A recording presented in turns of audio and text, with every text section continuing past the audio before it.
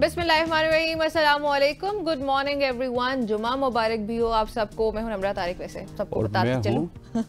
कौन हूं मैं? आप कौन है? कौन हूं मैं? वो एक फिल्म हुआ करती थी ना, कौन हूं मैं, या कुछ डायलॉग था, I don't remember exactly, but there was something like. Focus किया तो मुझे भूल गया था कि मैं कौन हूं। कौन हूं मैं? कौन था वो? आप सबको जुमा मुबारक हो। आज जुमे का दिन है। जुमे के दिन हम बहुत सारी ऐसी खबरें डिस्कस करते हैं जिसका हमारे इस्लामी माशरे से काफ़ी ज़्यादा लेन देन होता है, हमारे रोज़मर्रा की ज़िंदगियों पे उसके काफ़ी ज़्यादा असरात होते हैं। और इसके अलावा बहुत सारे ऐसे सेगमेंट्स भी डिस्कस करते हैं इस जुमे के दिन निमरा हम, जो अवाम के रिलेटेड होते हैं। और आज भी इंशाल्लाह आगे जाके उन सेगमेंट्स के ऊपर अच्छी बातें, जैसे आप कहा करते हैं ना, अच्छी बातें। आज हम बहुत सारी अच्छी बातें करेंगे, तो आप सबने हमारे साथ ही रहना है from the start to the end. अभी बहरहाल स्टार्ट में हमारे पास एक तशवीशनाक किस्म की खबर है। पाकिस्तानी मशरूब साज इदारा जो है कोला नेक्स्ट, बल्कि आप सबको पता ही होगा, ये कंपनी जब अभी गजा में ये बॉयकॉट मसनूआत का बायकॉट करवा के कोला नेक्स्ट को ब्रांड बना दिया। कोला नेक्स्ट को ब्रांड बनाया, उसके ब्रांड बनने का नुकसान आप बताइए क्या और हुआ? फिर ये हुआ कि जो उसके मालिक हैं उनको नामालूम अफराद ने कराची से अगवा कर लिया है। कोला नेक्स्ट के मालिक जो हैं जुल्फकार अहमद को मंगा माड़ीपुर रोड से नकाब पोस्ट मुसल्ला अफराद डबल केबिन गाड़ी में वो आए और उनको अगवा कर ले गए। एनी शाहिदीन जो है उनका ये बताना है कि जुल्फकार अहमद की गाड़ी को काले रंग के वीगो ने माड़ीपुर पर मौजूद पुलिस ट्रेनिंग सेंटर के सामने रोका। नकाब पोश जो अफराद थे उन्होंने असलहे के जोर पर कोला नेक्स्ट के ये जो मालिक हैं और फिर उनके साथ मौजूद उनके दोस्त कैसर को भी गाड़ी से उतारकर वीगो में बिठा दिया। काले रंग का वीगो डाला होता है और अपनी गाड़ी रियो निकालो। इसी हवाले से हमारे साथ मौजूद हैं इसरार मुगीरी साहब हैं, उनसे पहले जानते हैं, उसके बाद आपको गाना सुना देंगे। इसरार, इस हवाले से आपके पास क्या खबर है? और एक बड़ी तशवीशनाक खबर यह है कि इनका जो अगवा हुआ वो पुलिस ट्रेनिंग सेंटर के बाहर से हुआ। और दूसरी तशवीशनाक बात यह है कि अभी तक जो दरख्वास्त है वो तो पुलिस ने रिसीव कर ली, लेकिन FIR नहीं हुई। इस हवाले से हमें आगाह कीजिएगा। जी बिल्कुल, ये मारूफ जो है मशहूर ताजिर है, जिनको मंगल के रोज जो है माड़ीपुर से वापस आते हुए वो क्लिफ्टन की तरफ जा रहे थे और उनके साथ अपने दोस्त भी सवार थे जिनका नाम कैसर बताया जा रहा है। तो ये एक ऐसी सड़क है जहां पर अगर 24 घंटे में किसी भी वक्त अगर वहां से सफर किया जाता है तो वहां दोनों जानिब रोड पर जो ट्रैफिक है वो नजर जो है अमूमन दूसरे रोड से ज्यादा होता है। तो ये मसरूफ तरीन ये सड़क है जहां पर एक गाड़ी आती है और उनकी गाड़ी को आगे रोका जाता है, जिससे 8 जो है मुसल्ला अफराद उतरते हैं, नकाब पोश और जो मारूफ ताजिर है जुल्फकार अहमद और उनके दोस्त कैसर जो है उनको अपने साथ ले जाते हैं। और कुछ ही फासला तय करने के बाद जो उनके दोस्त कैसर हैं उनको उतार लिया जाता है, जबकि जो मारूफ ताजिर हैं उनको वो मुसल्ला जो अफराद हैं नकाब पोशों अपने साथ ले जाते हैं। इसरार ये तो चले वाकये की तफसीलात है ना, ये बताएं कि जुल्फिकार साहब की क्या ये जाती दुश्मनी बताई जा रही है? अभी तक जो भी रिपोर्ट सामने आई है, जो तफसीलात सामने आई है। जी बिल्कुल, ताहाल अब तक ये कहना कबल इस वक्त होगा। इस वक्त तक जो जराए पुलिस के ये बताते हैं कि पुलिस मुख्तलिफ पहलुओं से तफ्तीश कर रही है। ये तासुर जरूर दिया जा रहा है कि कोई जो है अपना आपसी मामला भी हो सकता है, जिसे जो कारोबारी हजरात होते हैं अक्सर दूसरे लोग होते हैं उनके अक्सर जो कॉम्पिटिटर हों, दीगर हों, या फिर जो कारोबारी हजरात के साथ दूसरे लोग मुंसलिक होते हैं, तो ये तासुर किया जाए। लेकिन इसकी जानिब से अभी भी किसी भी इदारे की जानिब से कानून नाफिज करने वाले इदारे जैसे पुलिस या फिर इन्वेस्टिगेशन या फिर उनके जो अहले खाना है उनकी जानिब से अब तक ऐसी कोई बात नहीं की गई है। तासुर जरूर दिया जा रहा है। FIR दर्ज हो गई नहीं, ताहाल वाक़े का मुकदमा दर्ज नहीं हुआ अभी। लेकिन इसरार क्या पुलिस इस एंगल में भी इसको देख सकती है कि इस लम्हे पे इनका अगवा हुआ है, जिस लम्हे पे पूरी पाकिस्तान की कौम कोला नेक्स्ट के पीछे खड़ी थी, इजरायली मसनूआत का बाइकआउट हो रहा था, तो इस एस्पेक्ट को भी देखा जाना चाहिए इस मामले में। बिल्कुल, आप दुरुस्त फरमा रहे हैं हसन। इस वक्त ये एक बड़ी तशवीश है और इसके साथ साथ जो दूसरी ताजिर बरादरी है वो भी तशवीश, उनमें भी तशवीश पाई जाती है कि ऐसे रोड से जिसमें शाम के टाइम पर मतलब रोशनी के टाइम पर किसी का अगवा हो जाना, उस रास्ते में CCTV कैमरे भी मौजूद होते हैं, उसके साथ मसरूफ सड़कें, यानी शाहिदीन के बयान भी पुलिस ने जो है लिए हैं। लेकिन ताहाल पुलिस अब तक कोई सुराग नहीं लगा पाई कि मारूफ ताजिर इस वक्त कहाँ हैं, कौन उनको उठा के ले गया है, किसने अगवा किया है कोई अब तक मालूमात नहीं हुई। जो हमारे अहले खाना जो है ताजिर के, उनके जराए जो हमें बताते हैं कि पुलिस ने भी ताहाल वाकई का मुकदमा दर्ज नहीं किया, और इसके साथ साथ हमने जो है अदालत से रुजू किया है कि इस वाकई का मुकदमा दर्ज किया जाए और अदालत मुतल्लिका पुलिस को बुलाकर पूछे कि जो है ताजिर को कौन उठा के गया है और उन्होंने अब तक क्या जो है तफ्तीश की है, क्या पेशरफ्त की है, और पुलिस ताहाल कोई भी खातिर खा जवाब जो है वो देने से कासिर है। इसके साथ साथ वहां पर जो ऐनी शाहिदी थे जिनसे हमारी बात, उनका कहना था कि गाड़ी के मुकम्मल पीछे ये दूसरी गाड़ी थी जिसको पुलिस ट्रेनिंग सेंटर जो है उससे थोड़ा सा ही आगे जाके रोका जाता है और उसके बाद जो है वो 8 अफराद उतरते हैं और ठीक हो गया। इसरार, हमारी दुआ है कि इनको बाजियाब करवा लिया जाए और जिस तरह की ये शख्सियत हैं, उम्मीद करते हैं कि बड़े लेवल पे भी कुछ ना कुछ होगा और अदालतें भी अपना काम करेंगी, पुलिस को भी अपना काम करना चाहिए। आपका बहुत बहुत शुक्रिया, thank you very much for joining us. अब थोड़ा सा आगे निमरा, और जिस तरह हमने मुगीरी साहब की खबर बताई आपको, इसी हवाले से एक और अब अच्छी खबर के हवाले से आपको बताते हैं कि 45 साल चर्च में पादरी रहने वाले ऑस्ट्रेलियन पादरी गोल्ड डेविड ने इस्लाम कबूल कर लिया। उन्होंने अपना इस्लामी नाम अब्दुल रहमान रखा है। डेविड का इस्लाम की जानिब हैरान कुन सफ़र उनके भाई के जनाजे में पर्थ जाते हुए शुरू हुआ, जहां वो मस्जिद के करीब फ्लैट में रहे। बिल्कुल ऐसे ही, और मस्जिद के करीब से गुजरते हुए उन्होंने एक अजीब व गरीब इश्तियाक महसूस किया कि मस्जिद का विजिट किया जाए। उनको वैसे पर्सनली लगा कि मुझे मस्जिद में जाना चाहिए, जिसमें वो एक इमाम से मिले मस्जिद जब वो गए, जिन्होंने डेविड को नेक दिली से कुरान पाक की एक नुस्खा अता किया, कुरान पाक का तोहफा दिया, खूबसूरत तोहफा। हम अक्सर कहते हैं हसनैन कि इससे खूबसूरत तोहफा कोई हो ही नहीं सकता। खैर, इमाम मस्जिद ने उनको ये तोहफा दिया। फिर इस वाक़े को याद करते हुए डेविड ने इजहार किया कि सालों तक कुरान मेरी किताब की अलमारी में पड़ा रहा, जो किताबों वाली उनकी अलमारी थी। फिर उसके बाद उन्होंने कहा कि मैंने खुदा से दुआ की कि वो मुझ पर हकीकत को जाहिर कर दे, मुझ पर हकीकत को खोले। शायद दिल के अंदर कोई तशवीश होती है, तभी इंसान को इस तरह की दुआ करता है कि इस्लाम सच्चा है या नहीं, या ईसाईयत सच्ची है। तो उनके तजस्सुस था ये, और वो ये दुआ कर रहे थे कि मेरे ऊपर हकीकत जो है वो आया हो जाए। और डेविड का ये सफ़र ईमान की ताकत और रूहानी हकीकत की फिर तलाश थी। एंड फाइनली उन्होंने जब कुरान पाक पढ़ना शुरू किया और समझना शुरू किया, बहुत अच्छा है, बहुत अच्छा है। और मेरा ख्याल है कि ये एक जुस्तजू होती है, जुस्तजू ही जो शायद आपको उस तरफ लेकर जाती है, आपको उसी तरफ लेके जाती है। और ये खबर हमने आपको ऑस्ट्रेलिया से बताई थी, और ऑस्ट्रेलिया के रवायती हरीफ इंग्लैंड से भी एक खबर हमारे पास मौजूद है।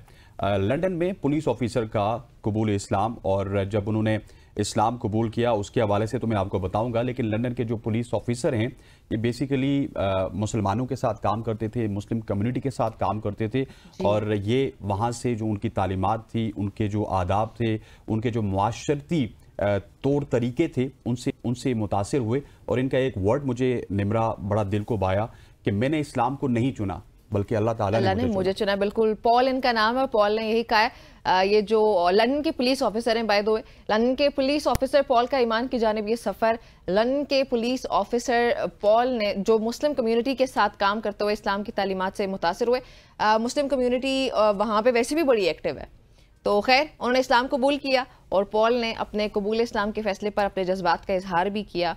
और जब वो इजहार कर रहे थे तो उन्होंने कहा कि मैंने इस्लाम को नहीं चुना बल्कि अल्लाह ने मुझे चुना। इतनी खूबसूरत बात उन्होंने ये कही, और ये उनकी ज़िंदगी का वैसे एक गैर मामूली और अहम फैसला था, जो कि उनके साथियों और दोस्तों को भी इस फैसले ने हैरान किया। बल्कि हम लोग भी जब देख रहे हैं तो हम भी हैरान हो रहे हैं कि किस तरह अच्छा एक बड़ी तादाद में लोग जो है, चाहे वो लंदन में हों, वो किसी और शहर में हों, यूरोप वगैरह में कहीं पे भी, तो ये बड़ी तादाद में लोग हसनैन एक मुसलमान होने की तरफ आ रहे हैं। जी हाँ, इस्लाम की तरफ आ रहे हैं। आहिस्ता वो इस्लाम जो भी इंसान पढ़ना शुरू कर देता है कुरान पाक को, वो जरूर इस्लाम की तरफ राग़िब हो जाता है। बिल्कुल बिल्कुल ऐसे ही है। और अब आगे चलते हैं। गजा से एक दिल को छू लेने वाली वीडियो सोशल मीडिया पे भी और स्पेशली इंस्टाग्राम पे वायरल हो रही है। ये वीडियो एक मासूम बच्चे की है जो गजा की गलियों में पिज्जा बेच रहा था, और इसके चेहरे पर एक मासूम मुस्कुराहट और आंखों में उम्मीद की रोशनी झलक रही थी। बिल्कुल, और इसके अगर आप अल्फाज सुने तो इसका लहजा भी जो है वो खास मिठास, और उसकी जो रिक्वेस्ट है कि वो मतलब सीधा ये वीडियो जाके आपके दिल पे लगती है। आपको भी सुनवाते हैं, दिखाते हैं। शो या हबीबी, शो هذا بيتزا حاضر يا حبيبي حشرب. طيب مين اللي عاملها؟ كيف طيب؟ زاكية بتحبها انت؟ ورجيني اياها. مبين الزاكية. كم وحدة هدول؟ طب بكم انت بتبيع الوحدة؟ شيكل؟ 7. ليش انت بتبيعهم طيب؟ ليش انت بتبيعهم؟ ما معكم مصاري؟ يعني انت بتصرف على عيلتك، بتساعدهم في المصاريف؟ الله يعطيك الف عافية يا حبيبي. طيب بدي اعطيك انا هدية، بس ما بدي اخذ البيتزا. طيب بس بدي اياك تروح على البيت عشان ترتاح، وسلم على امك واحكي لها يسلموا ايديك على البيتزا. تفضل، هاي الهدية لك، ما بدي اخذ حاجة. مبسوط يا حبيبي هيك؟ الله يسعدك يا رب. حاضر، هاي حاخدها عشان خاطرك، يسلم ايديك. يلا روح على البيت هالقد. طيب الله معك. जी, सो ये वीडियो आपने देखी, बड़ी खूबसूरत वीडियो है गजा से।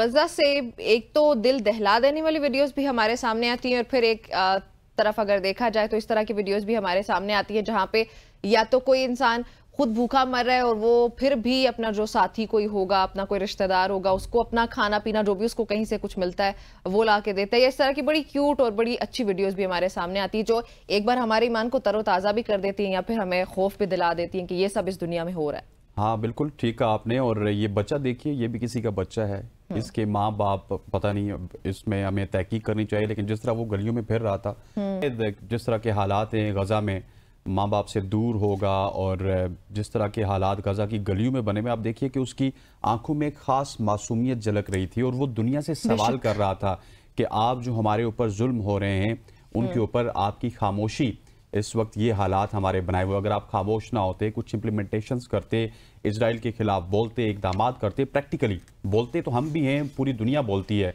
कि हम उनके साथ इजहार हमदर्दी करते हैं। गैर मुतज़लज़ल हमारी क्या होती है? गैर मुतज़लज़ल सपोर्ट हमारी फ़लस्तीन के साथ जारी है। अल्फाज हमने चुने हुए हैं, वो बस बोल देते हैं और समझते हैं कि हमारा किरदार हो या हमारा फ़र्ज़ जो है वो हमने पूरा कर दिया है, यहाँ पे आगे भाई हमारी जिम्मेदारी यहाँ से आगे लागू नहीं होती। हालांकि ऐसे नहीं है।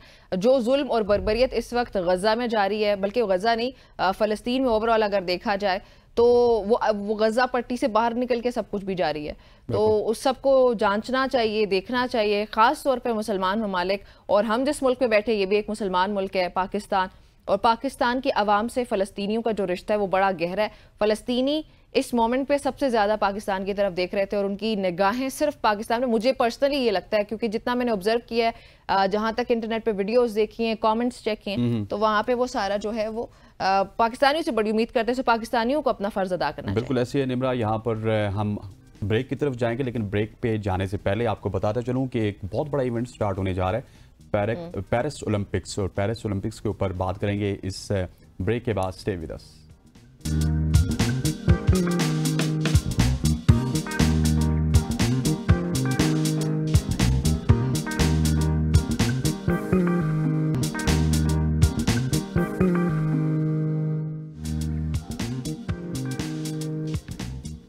Welcome back everybody. अभी आप बात करने लगे हैं कुछ स्पोर्ट्स के हवाले से। फ्रांस के दारुल हुकूमत पेरिस में 26 जुलाई से शुरू होने वाले ओलंपिक्स मुकाबलों में 200 ममालिक से ताल्लुक रखने वाले खिलाड़ी 32 खेलों में मुकाबला करेंगे।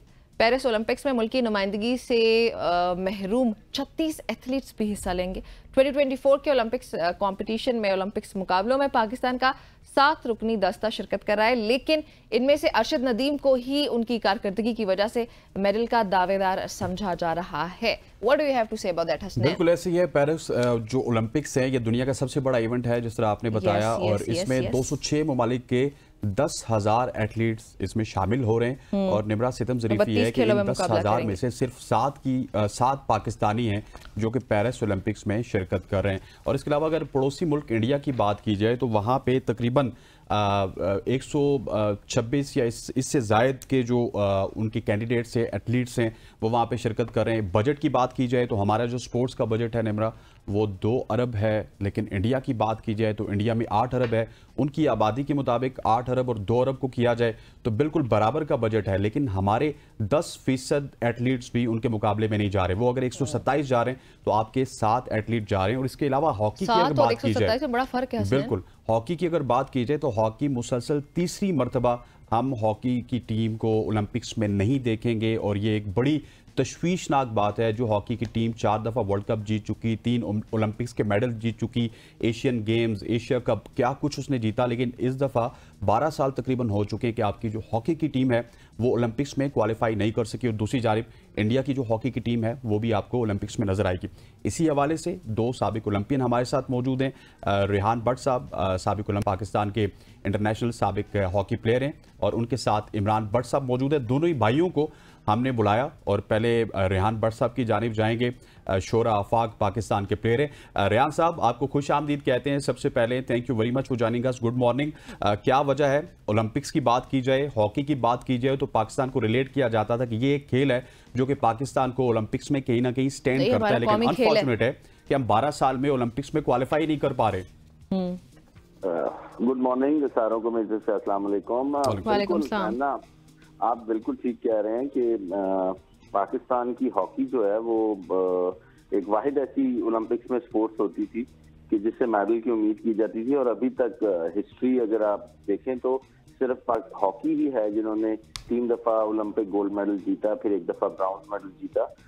इसके अलावा पाकिस्तान ने ओलंपिक्स में अभी तक आई डोंट थिंक सो कि कभी गोल्ड मेडल जीता हो। बात सिर्फ इतनी है कि ये जो सिनेरियो चल रहा है इस वक्त पाकिस्तान की हॉकी का, वो एक 2008 से लेके 2024 मैंने खुद 3 ओलंपिक गेम्स में पार्टिसिपेट किया, 2004 Athens, 2008 Beijing and London Olympics 12। तो 3 ओलंपिक्स मैंने खेले। हम कभी सोच भी नहीं सकते थे कि पाकिस्तान टीम जो है वो ओलंपिक्स में क्वालिफाई ही नहीं करेगी। इसकी वजूहात अगर आप देखें तो मेरे ख्याल से कि आपको थोड़ा सा पास्ट में जाना पड़ेगा। अगर आज 24 है तो आप पीछे जो 3 ओलंपिक गेम्स मिस हुए हैं पाकिस्तान के, उनमें कौन लोग थे जो काम कर रहे थे? ख्वाजा जुनैद साहब। अगर आप नजर दौड़ाएं या रिकॉर्ड चेक करें तो ये वही लोग हैं जो 2008 से लेके 2024 तक अभी भी वही लोग बैठे हुए हैं। करंट सिचुएशन में भी पाकिस्तान हॉकी फेडरेशन को वही लोग देख रहे हैं। तो इट मीन्स कि हम लोग खुद ही अपने आप को ठीक नहीं करना चाहते। अगर हम ठीक करना चाहते हो, हमारा जो पड़ोसी मुल्क है 2008 में 1 दफा ओलंपिक गेम्स से बाहर हुआ था और पाकिस्तान वो ओलंपिक गेम्स खेल रहा था, लेकिन 2008 में जब वो बाहर हुआ था तो वो उन्होंने उसके ऊपर काम करना शुरू किया। आज इंडिया के पास ओलंपिक्स का ब्राउन्ज मेडल है। जब वो 1 दफा बाहर हुए तो उनकी अचीवमेंट देखें कि उन्होंने काम करना शुरू किया, उन्होंने सोचना शुरू किया, फिर लोग लाने शुरू किए, प्लेयर्स को पैसे देने शुरू किए, प्लेयर्स को जो है फैसिलिटेट किया। तो आज वो ओलंपिक्स में भी हैं और उन्होंने ब्राउन्ज मेडल भी जीत ली है। लेकिन मैं ये कहूंगा कि सितम ज़रीफी ये है कि यहाँ पे कोई पाकिस्तान जो है वो कोई ठीक करना ही नहीं चाहता, क्योंकि 2008 से लेके 2024 तक कुछ 94 वर्ल्ड कप जो जीते हुए हैं लोग, उनके कुछ लोग जो है वो 2008 से काबिज है और आज 2024 है, लेकिन कोई इनको देख ही नहीं रहा कि पाकिस्तान की हॉकी को बर्बाद करने वाला कौन है, और आज भी वही लोग हैं। ये कैसी बात है? बिल्कुल ऐसे। अच्छा, इमरान का भी पॉइंट ऑफ व्यू इस पे ले लेते हैं। इमरान आप भी बताइएगा कि क्या वजह है कि हम 3 दहाइयों से सिर्फ इंतजार कर रहे हैं किसी गोल्ड मेडल का? हम ऐसे एथलीट्स प्रोड्यूस क्यों नहीं कर पा रहे? अस्सलाम वालेकुम सबको। इसमें सबसे बड़ी बात यही है कि जिस तरह अभी रेहान भाई ने एक बात की है कि सबसे इम्पोर्टेंट ये है कि आपके पॉलिसी प्लानर कौन है, पॉलिसी मेकर कौन है, इनका क्या कैलेंडर है, इनकी क्या प्लानिंग है। ये लोग ना तो कोई प्लान है इनके पास, ये लोग शॉर्ट टर्म के लिए काम करते हैं और वो देखते हैं कि कौन सा इवेंट ऐसा है जहाँ पे C कैटेगरी की टीम्स हैं, वहां से हम अपने रिजल्ट को प्रोड्यूस करें और सबके आगे शोर मचा देंगे, देखें कि पाकिस्तान टीम ने क्या कर दिया। लेकिन most important world cup Olympics आप खेल नहीं रहे हैं, जो पाकिस्तान हॉकी के लिए सबसे इम्पोर्टेंट है। पाकिस्तान हॉकी जो है वो 3 दफा ओलंपिक चैंपियन है, 4 दफा वर्ल्ड कप चैंपियन है। लेकिन मुझे एक बात ये बताया कि 2018 में लास्ट वर्ल्ड कप आपने खेला, 2014 का आपका मिस हुआ, 2012 का लास्ट ओलंपिक्स खेला, उसके बाद आप इन मेगा इवेंट्स में नजर ही नहीं आए। तो ये बेसिकली वही बैठे हुए हैं, वही लोग हैं। मैं भी वही बात करता हूँ कि देखिए, नए बंदों को चांस देना चाहिए, नए लोगों को चांस देना चाहिए। और ये ओवरहेड्स जो आपके हैं ये मल्टीनेशनल कंपनी से रिलेटेड होने चाहिए और उनका जो ओलंपियंस हैं या इंटरनेशनल हैं उनका तल्लुक सिर्फ ग्राउंड के साथ होना चाहिए। अगर वो आपके एडमिन ऑफिस में बैठ जाएंगे, आपके पॉलिसी मेकर बन जाएंगे, तो फिर मेरे ख्याल से यही होगा जो हम इंतजार करते आ रहे हैं। हर साल ओलंपिक शुरू होता है, हम यही कहते हैं पाकिस्तान टीम क्यों नहीं है ओलंपिक्स के अंदर, लेकिन ये 4 साल की मेहनत होती है, ये 5 साल का प्लान होता है कि अगले ओलंपिक्स और वर्ल्ड कप में आपने कैसे क्वालिफाई करना है। और अगर आपका कोई प्लान नहीं होगा तो आप अगर यही सोचेंगे कि अच्छा अगला ओलंपिक शुरू होगा, अब इसके पास लॉस एंजलिस ओलंपिक्स है, लॉस एंजलिस ओलंपिक्स 2028, लेकिन अगर इनका कोई प्लान नहीं है तो उस ओलंपिक्स में भी हम इसी तरह प्रोग्राम में बैठे होंगे और यही बात कर रहे होंगे। अजलान शाह में फाइनल खेला, इन्होंने शोर में जाना शुरू कर दिया, पाकिस्तान हॉकी टीम की कहाँ चलेगी, कहाँ से कहाँ आगे। लेकिन अगर आप उसको उठा के देखें तो वो हमारे लिए इम्पोर्टेंट नहीं है। हमारे लिए इम्पोर्टेंट क्या है? हमारे लिए इम्पोर्टेंट FIH के टूर्नामेंट्स है, ओलंपिक्स है, वर्ल्ड कप है। और अगर हम इनमें क्वालिफाई नहीं कर रहे तो हमारे दूसरे इवेंट्स में परफॉर्म करने का कोई फायदा नहीं। बिल्कुल ऐसी है। रियान साहब आपकी तरफ आऊंगा। सिर्फ अगर अरशद नदीम की बात करूं तो इसमें हम उम्मीद लगा सकते हैं, जैसा निम्रा ने आगाज में कहा था कि वो गोल्ड मेडल पाकिस्तान के लिए ला सकते हैं, लेकिन अनफॉर्चुनेट है कि पाकिस्तान की गवर्नमेंट उनको सपोर्ट नहीं कर रही, कोई फेडरेशन उनको सपोर्ट नहीं कर रही। और जिस तरह मैंने आपको फिगर्स बताए थे कि तकरीबन 1.9 बिलियन रुपीस हम स्पोर्ट्स बोर्ड को देते हैं, स्पोर्ट्स की फील्ड को देते हैं, लेकिन अनफॉर्चुनेट है कि वो सिर्फ ऊपर वाले सदर सेक्रेटरीज वो उनमें बांटे जाते हैं, प्लेयर्स के ऊपर तो कुछ नहीं लगता। ये फेडरेशंस का रोल है खेल को उठाना, लेकिन फेडरेशंस तो यहाँ पे सोई हुई हैं। देखिए साना, आपकी बात बिल्कुल दुरुस्त है कि पाकिस्तान में स्पोर्ट्स का बजट तो निकाल लिया जाता है, बट हम लोग स्पोर्ट्स का बजट निकालते हुए ये नहीं देखते कि कौन सी ऐसी गेम्स हैं जो ओलंपिक्स में हमें मेडल दे सकती हैं।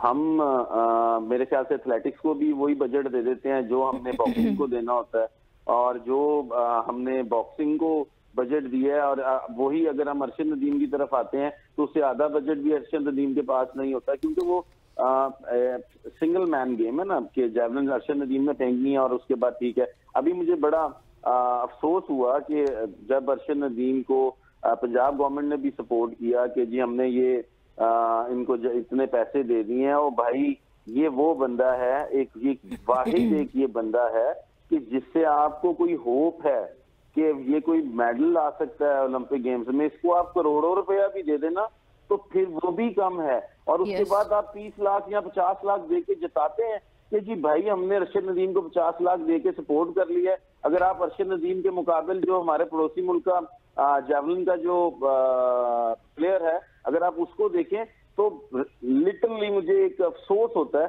कि उस बंदे के पास 7 से 8 जेवलिन ऐसे हैं कि जो 22 लाख 25 लाख का जेवलिन है, और हमारा अरशद नदीम उस दौर में टेपें लगा के अपने जेवलिन को जो है वो उसके साथ मुकाबला कर रहा था। तो खुदा का कोई खौफ होना चाहिए कि यार हमारा एक ही प्लेयर है जो ओलंपिक्स में जा रहा है, और उसको इतना भी सपोर्ट करें कि भाई जब कोई प्लेयर फाइनेंशियली स्ट्रांग होगा ना तो उसका ऑटोमेटिकली वो जो एक फील होती है ना, कॉन्फिडेंस होता है, वो ऊपर हो जाता है। मैं आपको सिंपल सी मिसाल दूंगा कि अगर आप PC जाते हैं, अगर आप रिक्शे में जाएंगे बैठ के, तो आप उतरते हुए घबराएंगे कि भाईजान मैं अब इस होटल के अंदर कैसे जाऊंगा। और यही अगर आप प्राडो से उतरते हैं तो आपको 2 गार्ड सलूट भी ठोकते हैं और आपको कॉन्फिडेंस कहाँ चला जाता है। तो लिहाजा आपको अपने प्लेयर्स को जिनको आप देखते हैं कि ये ओलंपिक्स में मेडल ले सकते हैं, पहले उन गेमों को अलहदा करें, उनका बजट अलहदा बनाएं, उनको ज्यादा फैसिलिटेट करें। और जो वाइल्ड कार्ड एंट्रीज है, जैसे स्विमिंग में चले गए, शूटिंग में चले गए हैं, भाई उन्होंने तो कभी जिंदगी में उनकी हिस्ट्री नहीं है कि उन्होंने कभी कोई मेडल लेना है, तो आप उनको भी वही बजट देते हैं। तो भाईजान ये थोड़ा सा ये कोई रॉकेट साइंस नहीं है, ये सिंपल मेरे जैसा एक FA पास बंदा अगर ये सोच के बात कर सकता है तो भाई आप लोग तो सारे जो सीट्स पे बैठे हुए हैं, आप तो बैरोक्रेसी है आपको तो ये काम बड़े आराम बिल्कुल ऐसे यही सारे मसाइल है। और इसके साथ ही इमरान, अगर देखा जाए हॉकी की बात करें तो भी 2 फेडरेशन हमारे सामने आती है और फिर एक ही सेंटेंस जहन में आता है कि व्हाट इज दिस बिहेवियर।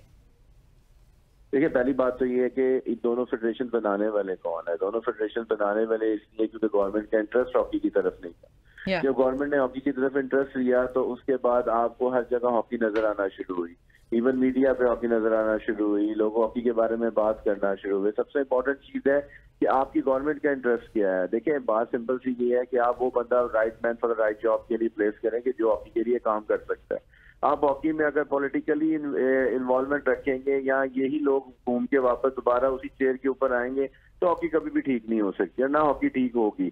अगर आप हॉकी की मैं एक छोटी सी बात करूंगा कि ये मैं तकरीबन 10 साल से सुनता आ रहा हूँ कि मैं जब अपने लास्ट कैरियर के एंड पे था 2018 वर्ल्ड कप के ऊपर, तब भी सुनता आ रहा था कि पाकिस्तान हॉकी में लीग होगी। मेरे ख्याल से कि सिर्फ बातों तक ही लीग रही, लीग नहीं हो सकी। ये कोई इतनी बड़ी चीज नहीं है कि ये लीग ना करवा सके। उसके बाद हमारी हॉकी का सबसे बड़ा डाउनफॉल था कि जब हमने प्रो लीग से विड्रॉ किया था। प्रो लीग नहीं खेलनी चाहिए, हम अपने डोमेस्टिक स्ट्रक्चर को ठीक करेंगे। तो भाई प्रो लीग क्यों नहीं खेलनी है आपने? यूरोपियन टीम्स के साथ आप नहीं खेलेंगे, आपकी ना तो रैंकिंग इंप्रूव होगी, ना तो आपको मैचेस मिलेंगे। जिस मुल्क, देखिए cricket is one of the most popular game in our country ना। क्रिकेट जो है अगर पाकिस्तान में हो सकती है तो आप हॉकी क्यों नहीं पाकिस्तान में करवा सकते? आप कहते हैं कि हमारे पास बजट नहीं है, हमारे पास फंड नहीं है। भाईजान आपका प्लान क्या है? आपकी मार्केटिंग क्या है? आपका मार्केटिंग डिपार्टमेंट कोई है नहीं, आप खुद ही मार्केटिंग करते हैं, खुद ही उसी कमीशन को देखते हैं। तो अगर आप इसी तरह करते रहेंगे तो ना आप पाकिस्तान में हॉकी करवा सकते, ना पाकिस्तान में इवेंट करवा सकते हैं। अगर क्रिकेट पाकिस्तान में आ सकती है, प्रो लीग इसलिए इम्पोर्टेंट थी कि आपने होम एंड अवे खेलना था। आप एक मैच अगर आपने 2 मैचेस हॉलैंड खेलने थे तो 2 मैचेस हॉलैंड ने पाकिस्तान में खेलने थे। तो आपको FIH ने एक ओलंपिक क्वालिफायर राउंड दिया, आप दोनों फेडरेशनों ने लड़के वो ओलंपिक क्वालिफायर राउंड अपने आप से निकाल दिया। हर जगह पे यही लड़ाइयां चल रही है। इमरान बहुत शुक्रिया आपका भी, रेहान आपका भी बहुत शुक्रिया हमें ज्वाइन करने के लिए। वक्त खत्म हो चुका है, नाज़रीन आगे बढ़ते हैं। ऑब्वियसली हमें इस पॉइंट पे आगे एक ब्रेक शामिल करनी है, आपने सुनी है, लेकिन हालात बहुत बुरे हैं। वैसे ब्रेक पे जाने से पहले बताती चलूँ, I mean I am not okay with it. खैर, यहाँ पे एक ब्रेक शामिल करते, आपने हमारे साथ ही रहना।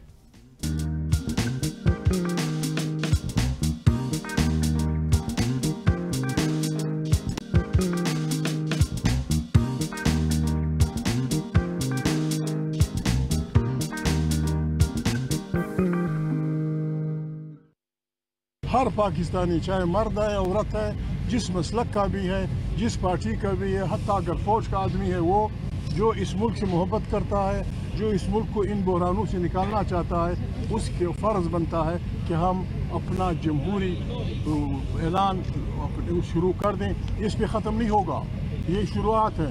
इमरान खान समेत जितने भी सियासी कैदी हैं उनकी रिहाई के लिए और यहाँ इस बदबख्त जाली हुकूमत से निजात के लिए, आइन की बालादस्ती के लिए हम तमाम मुल्क में जुमे के दिन तमाम लोगों से हमारी अपील है कि इस कार खैर में बिल्कुल जो जहाद का मर्तबा रखता है इसमें शामिल हों और हमारे साथ मशवरा करें, हमें रास्ता बताएं।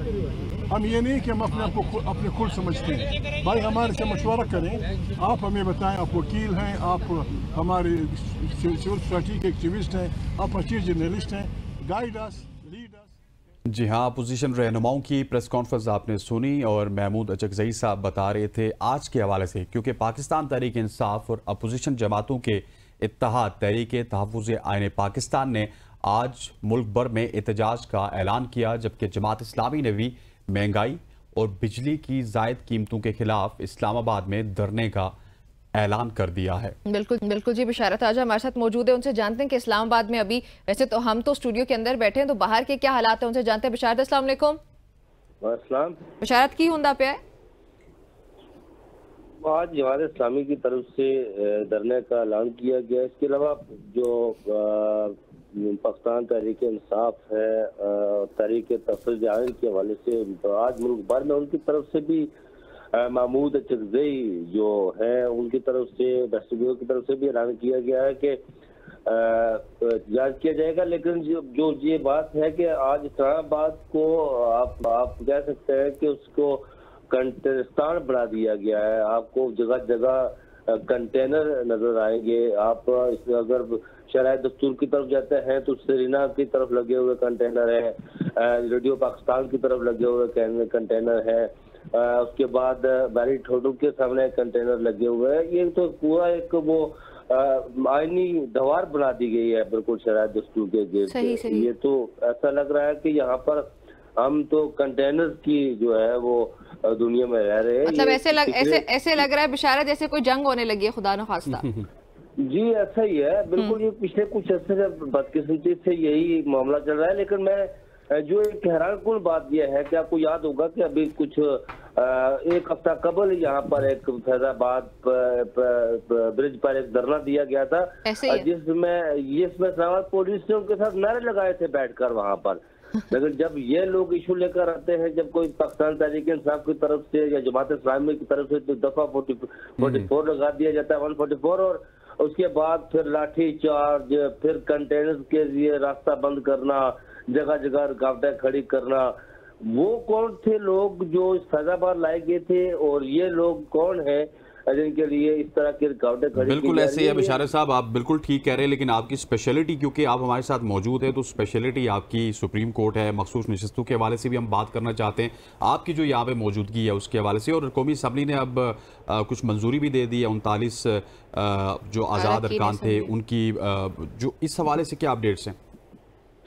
देखिए, इलेक्शन कमीशन पाकिस्तान ने 39 लोगों को, जो पहले से लोग पाकिस्तान तहरीक इंसाफ से वाबस्ता थे, जो जिनके बारे में सुप्रीम कोर्ट ये कह चुकी है कि वो पहले से लोग मौजूद हैं, उनके वेबसाइट पर वो जारी किया गया है, उन्हें पाकिस्तान तहरीक इंसाफ का माना गया। और जो 41 लोग हैं जिनके बारे में सुप्रीम कोर्ट ने ये कहा था, ये हुक्म दिया था कि ये वो लोग हैं जो 15 दिनों के अंदर पार्टी व्यवस्था की ज़ाहिर करे, वो 41 लोग, उनके बारे में अभी तक 38 लोग पार्टी व्यवस्था की जो है वो दे चुके हैं, बैनल्फी दे चुके हैं इलेक्शन कमीशन पाकिस्तान को। उन लोगों के हवाले से इलेक्शन कमीशन पाकिस्तान ने सुप्रीम कोर्ट से रुजू करने का कहा है, बल्कि वो उन्होंने दरख्वास्त दायर की है सुप्रीम कोर्ट कि वो चैम्बर से रुजू करेंगे। ये जब सुप्रीम कोर्ट ने फैसला दिया था 12 जुलाई को, तो उन्होंने कहा था कि अगर इबहाम हो किसी को तो वो आकर चैम्बर में हमसे रहनुमाई ले सकता है। तो इलेक्शन कमीशन पाकिस्तान ने उनसे चैम्बर में रहनुमाई लेने के लिए वो दरख्वास्त दायर किया जी कि हमें इबहाम है।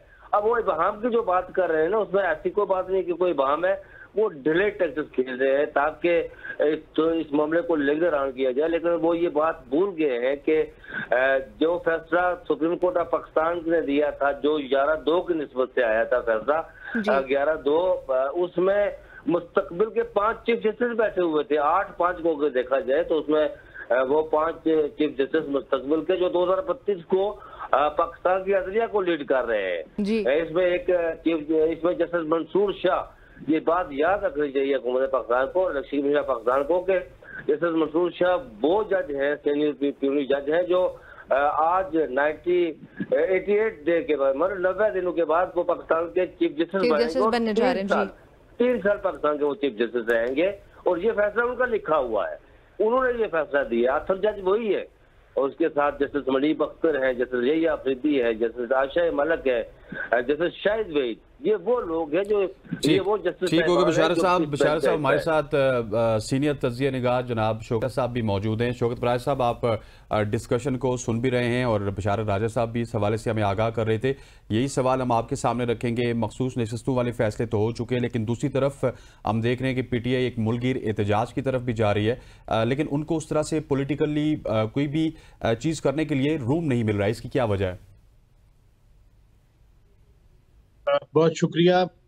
पहली बात तो मखसूस नशिस्तों वाली है कि सुप्रीम कोर्ट ने वादे तौर पर फैसला दे दिया है। अब तो जो फर्दर प्रोसेस है वो हो रहा है। और एक मुद्दा जो सुप्रीम कोर्ट के फैसले में भी था कि अगर इस फैसले की अमल दरामद में कोई लीगल इहाम कहीं नजर आया इलेक्शन कमीशन ऑफ पाकिस्तान को, तो वो रजू कर सकता है। तो दोनों ट्रैक्स पे काम हो रहा है।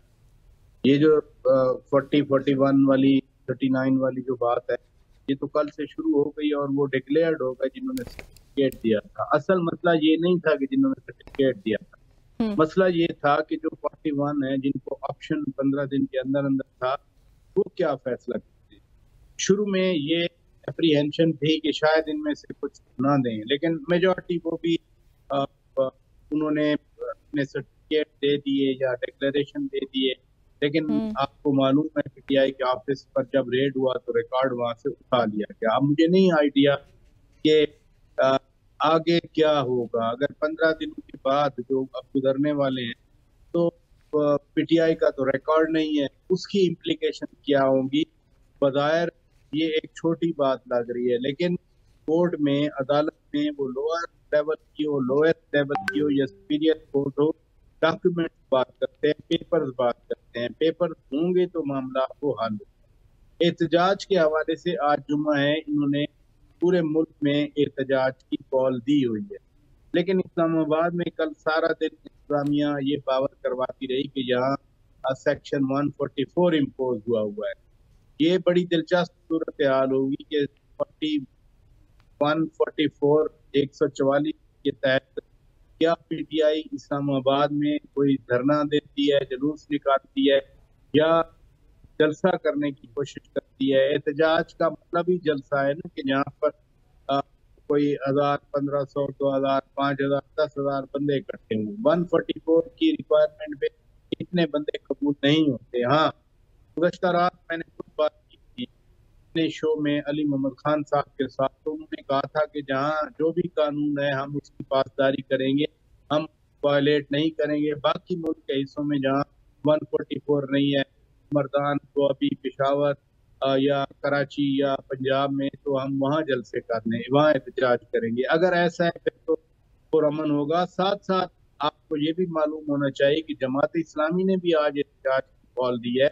हाँ जी। अब वो थोड़ा सा ज्यादा पेचीदगी नजर आ रही है उसमें। ठीक हो गया। अच्छा बिशारत, ये बताएं कि इलेक्शन कमीशन ने 39 आज़ाद अरकान जो है उनको पाकिस्तान तहरीक इंसाफ का मेंबर तस्लीम कर लिया। इसका नोटिफिकेशन भी जारी हुआ और उसको वेबसाइट पे अपलोड भी कर दिया गया। इस पे पहले हमने बात की, लेकिन मैं चाह रही हूँ कि आप मजीद तफसीलात इसके हवाले से जो आपके पास है वो हमारे साथ शेयर करें प्लीज। नहीं देखिए निमरा, ये 39 लोग आजाद नहीं थे, ये 39 लोग पहले से पाकिस्तान जी अरकान माजरत के साथ मैंने गलती से आजाद बोला।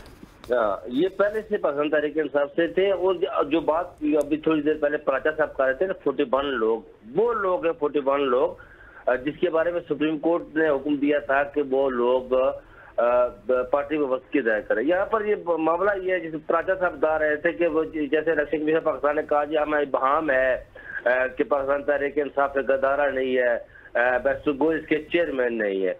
उन्हें ये बात याद रखनी चाहिए इलेक्शन कमीशन ऑफ पाकिस्तान के हुकाम को कि सुप्रीम कोर्ट ने जो उसके 11 जजेस हैं, बल्कि इवन जब इसकी समाअत हो रही थी तो 13 जजेस जो बेंच था, ये बात कह चुका है मुतफिका तौर पर कि पाकिस्तान तहरीक इंसाफ एक सियासी जमात है। अब वहाँ पर ये बहस हो रही थी, इस बात पर ये सवाल सामने आए थे जी कि जो पार्टी जिसके पास सियासी निशान नहीं है, क्या वो इंतखाबात में जा सकती है? तो इलेक्शन कमीशन पाकिस्तान के वकील ने अदालत के सामने इस बात का इतराफ किया था कि पाकिस्तान तहरीक इंसाफ लिस्टेड सियासी पार्टी है। हाँ जी। और ये फैसले में लिखा हुआ है कि पाकिस्तान तहरीक इंसाफ सियासी जमात है, नहीं सियासी जमात थी और सियासी जमात है। अब मुझे समझ नहीं लग रही कि इलेक्शन कमीशन पाकिस्तान को कौन से वो किस बाम की बात कर रहे हैं। ये असल में उसका जिस तरह वो आजमगीर तारड़ और दिगर लोग उनके कह रहे थे ना कि हम देखेंगे जी इसको मामले को देखेंगे कि अभी इबहाम है। बाकी नहीं, आपने कहा ना जी कि उन्होंने कहा कि सियासी जमात थी, सियासी जमात है। मेरे ख्याल अदालत को यह भी कहना चाहिए था कि सियासी जमात रहेगी। इसी इबहाम को यूज कर रहे अता तारड़ साहब। जी, ये अता तारड़ साहब और आजमगीर तारड़ साहब, ये तारड़ बरादरान जो है ना, ये दोनों उसको खेल रहे हैं ना। हाँ। जब ये फैसला आया तो कह रहे थे जी के ये इबहाम है, अभी उसी को फॉलो कर रहे हैं ये इलेक्शन कमीशन पाकिस्तान के। लेकिन एक बात याद रखनी चाहिए कि इलेक्शन कमीशन पाकिस्तान न सिर्फ पाकिस्तान तहरीक इंसाफ को ये 41 लोगों का डिक्लेरेशन जारी करेगा, बल्कि मखसूस नशिस्तें भी वो देगा। और ये बात याद रखें कि जब फैसला आएगा, रिटर्न फैसला, तो उसमें जो इलेक्शन कमीशन पाकिस्तान के मिसकंडक्ट पर जो शॉर्ट ऑर्डर में सवालात उठाए गए थे, ये मुमकिन है कि उस फैसले में एक तो 13 जनवरी को जो फैसला आया था सुप्रीम कोर्ट की तरफ से, उस पर भी कोई बात लिखी जाएगी।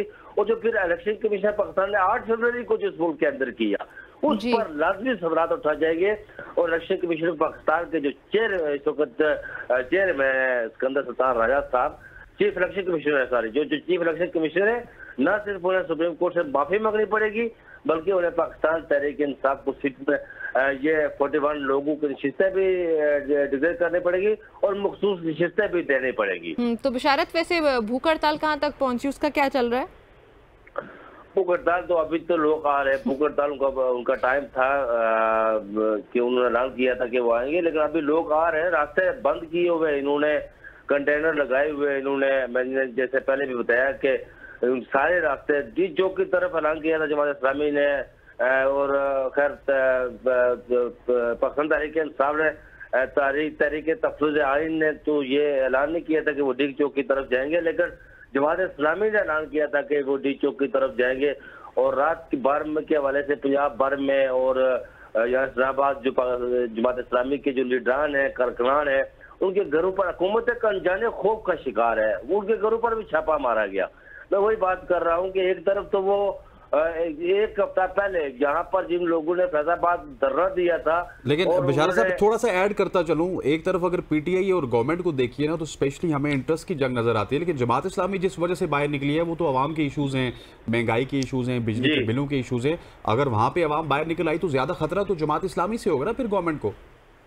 जी ऐसा ही है, जमात इस्लामी अवामी इशूज को लेकर चल रही है, जिसमें जिस तरफ आपने इशारा किया कि बिजली के बिल आते हैं, उसमें महंगाई है और दीगर चीजें उसको लेकर, तो जमात इस्लामी के साथ जो स्ट्रीट पावर जमात इस्लामी के पास है इसमें तो कोई दो राय नहीं है। और इसी खौफ की वजह से वो उन्होंने जमात इस्लामी के जो लीडरान है, जो कारकुनान है, उनको घरों से उठाना शुरू कर दिया है और उन्हें जो है वो जेलों में बंद कर दिया है। फिर वो पूरा इस्लामाबाद इन्होंने बंद कर दिया है, कंटेनर लगाए गए जगह जगह, रास्ते बंद किए हुए। और रियासत की जो दोगली पॉलिसी है वो देखे कि मैं वो जिक्र कर रहा था कि ये एक हफ्ता पहले यहाँ पर वो नारे लगाए गए उनके साथ बैठकर, क्या बड़ा अच्छे काज लेकर आए हैं। इस पॉलिसी को अगर लेकर चले तो यही से मसाइल उठते हैं पाकिस्तान के लिए कि ये कम अज कम ऐसा तो नहीं होना चाहिए, पॉलिसी एक होनी चाहिए। एक तरफ आप अपने लोग आकर जब भी लेकर आते हैं उन्हें बिठा देते हैं और लोगों के लिए रास्ते बंद कर देते हैं। जो 10 मिनट की मुसाफत होती है वो घंटों पर मुहैया हो जाती है, मुश्किल हो जाती है। और दूसरी तरफ अगर कोई जनरल इशू लेकर आता है तो उसके लिए मसाइल खड़े करते हैं। ये काम रियासत को नहीं करना चाहिए। बिल्कुल। अच्छा, हसन रऊफ का भी 3 रोज का जिस्मानी रिमांड जो है वो मंजूर हो चुका है, उस पर क्या कहेंगे बिशारत, क्या तफसीलात है मजीद उस पर भी?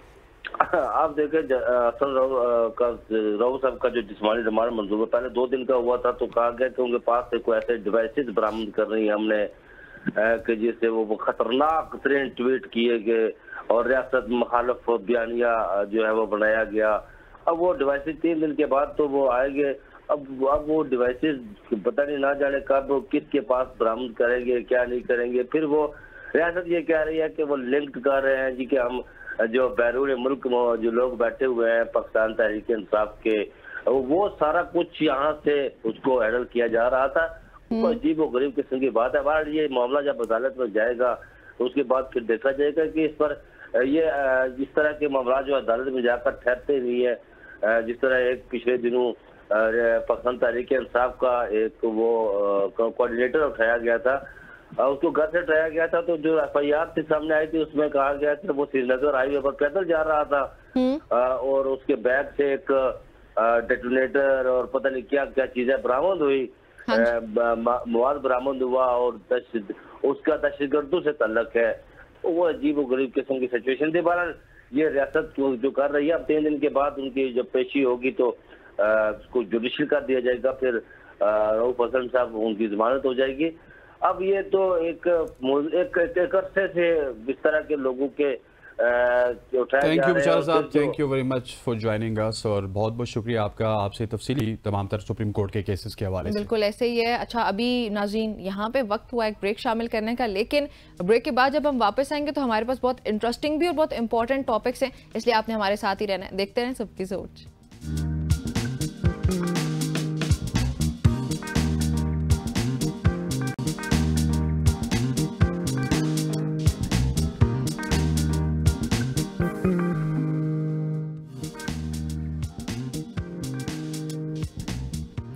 Welcome back everybody. अक्सर टेलीविजन पर, सोशल मीडिया पर या अखबारात में हम या पूरी दुनिया में कहीं इलेक्ट्रिक करंट के हवाले से हादसात की कुछ खबरें हमारे सामने आती रहती हैं। ख़ास तौर पर अगर कभी बारिश हो जाए, कोई सैलाब जैसी सूरत हाल हो, तो उन दिनों में हादसात का जो एक रेट होता है वो काफ़ी हद तक बढ़ जाता है और बहुत कीमती जानें जो हैं वो ज़ाया हो जाती हैं। इस मसले का हल निकाला जी मंडी बहाउद्दीन से ताल्लुक़ रखने वाले मुमताज़ अहमद ने।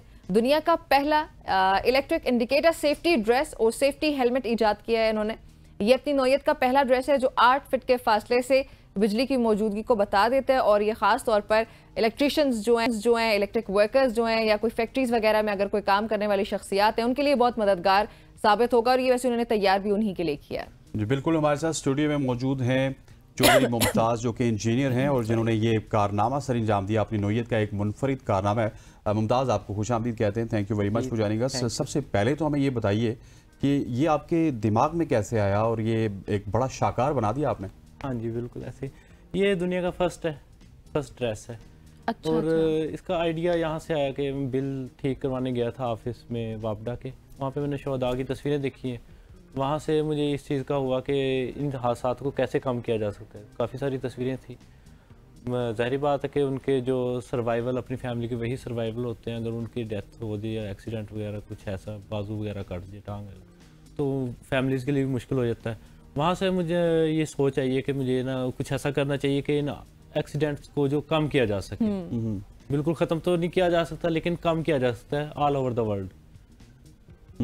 तो वहाँ से मैंने फिर इसको प्लान किया, 6 साल की मुद्दत में इसको मैंने तैयार किया। तो बताएं कि ये इलेक्ट्रिक ड्रेस है क्या, ये कैसे काम करता है, इसमें क्या क्या चीज़ें नस्ब की गई हैं? इसमें ये सारी वायर्स हैं ड्रेस के अंदर। ठीक है, ठीक है। ये पूरा एक जाल बिछा हुआ है इसके अंदर वायर्स का, और ये ट्राउज़र है, और ये पिन है। जब पहनना है तो साथ पिन के साथ इसको अटैच कर लेना, इधर पिन है इसकी, इसको साथ अटैच करना, ट्राउज़र भी अटैच हो जाएगा साथ इसके। ये 11 kV पे 8 फुट के फासले से बताता है। जैसे जैसे करंट बढ़ता जाएगा, जैसे ट्रांसमिशन लाइंस होती हैं, फिर इसकी रेंज भी बढ़ती जाएगी। अच्छा। ये खतरे को जहाँ से भांपता है, जहाँ से इंसान को स्टार्ट होता है ना, हाँ जी हाँ जी, वहाँ से ये बताना शुरू कर देता है, फिर बंदा मुहतात हो जाता है। ठीक हो गया। और ये इसमें इसको बनाने का आइडिया तो आपने बता दिया, लेकिन कितना वक्त लगा आपको इसको बनाने में, और क्या कुछ आपने इसमें इंक्लूड किया, और उसके बाद ये सूट एक आप ये कह सकते हैं कि इलेक्ट्रिक वालों के लिए उनकी सिक्योरिटी है? हाँ जी बिल्कुल। इसको 6 साल का अरसा लग गया। 6 साल लगे? 6 साल लग गए। ज्यादा अरसा लगा, मुझे लगा कि कुछ कम वक्त लगा होगा, बट 6 साल।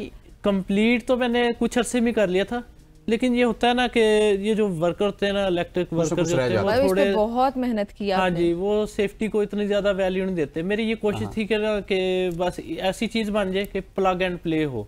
ठीक है, प्लग एंड प्ले होगी तो पहनने में आसानी है। हेलमेट दूसरे भी यूज करती है हेलमेट, ये हेलमेट सर पे रख लेंगे, कोई इसमें ऑन नहीं ऑफ नहीं, इसमें कोई वो नहीं है, पहनना है, साथ ही इसने काम करना शुरू कर दिया। कौन सी टेक्नोलॉजी का इस्तेमाल हुआ है इसमें? है ये फ्रीक्वेंसी को जो है ना वो करता है, फ्रीक्वेंसी के जरिए में। ठीक है जी, फ्रीक्वेंसी को, ये जैसे 50 फ्रीक्वेंसी चलती है पाकिस्तान के अंदर, उसी को डिटेक्ट करता है इलेक्ट्रिक को, फिर उसी के हिसाब से उसी स्पीड के साथ, जैसे 1 सेकंड के अंदर 50 दफा वो साइकिल होता है, इसका साइकिल चलता है इलेक्ट्रिक का, ये उसी स्पीड के साथ ये वो करता है। मुमताज साहब, पिछले दिनों हम जब देख रहे थे वापटा वालों को, तो वो बगैर किसी सेफ्टी के वापटा के खंबे के ऊपर जो बिजली का खंबा होता है वहाँ पे चढ़ के चीज़ें ठीक कर रहे थे। लेकिन आपका जो आइडिया है, मुझे लगता है कि पाकिस्तान गवर्नमेंट को इसको अप्रिशिएट करना चाहिए, लेकिन ये आइडिया आपका यूएई में जरूर बिक सकता है, क्योंकि वहाँ पे तो वो बिल्कुल सेफ्टी और सिक्योरिटी के ऊपर बहुत ज्यादा सीरियस हैं। वहाँ पे तो ग्लव्स ना हो तो जुर्माना हो जाता है। यूएई में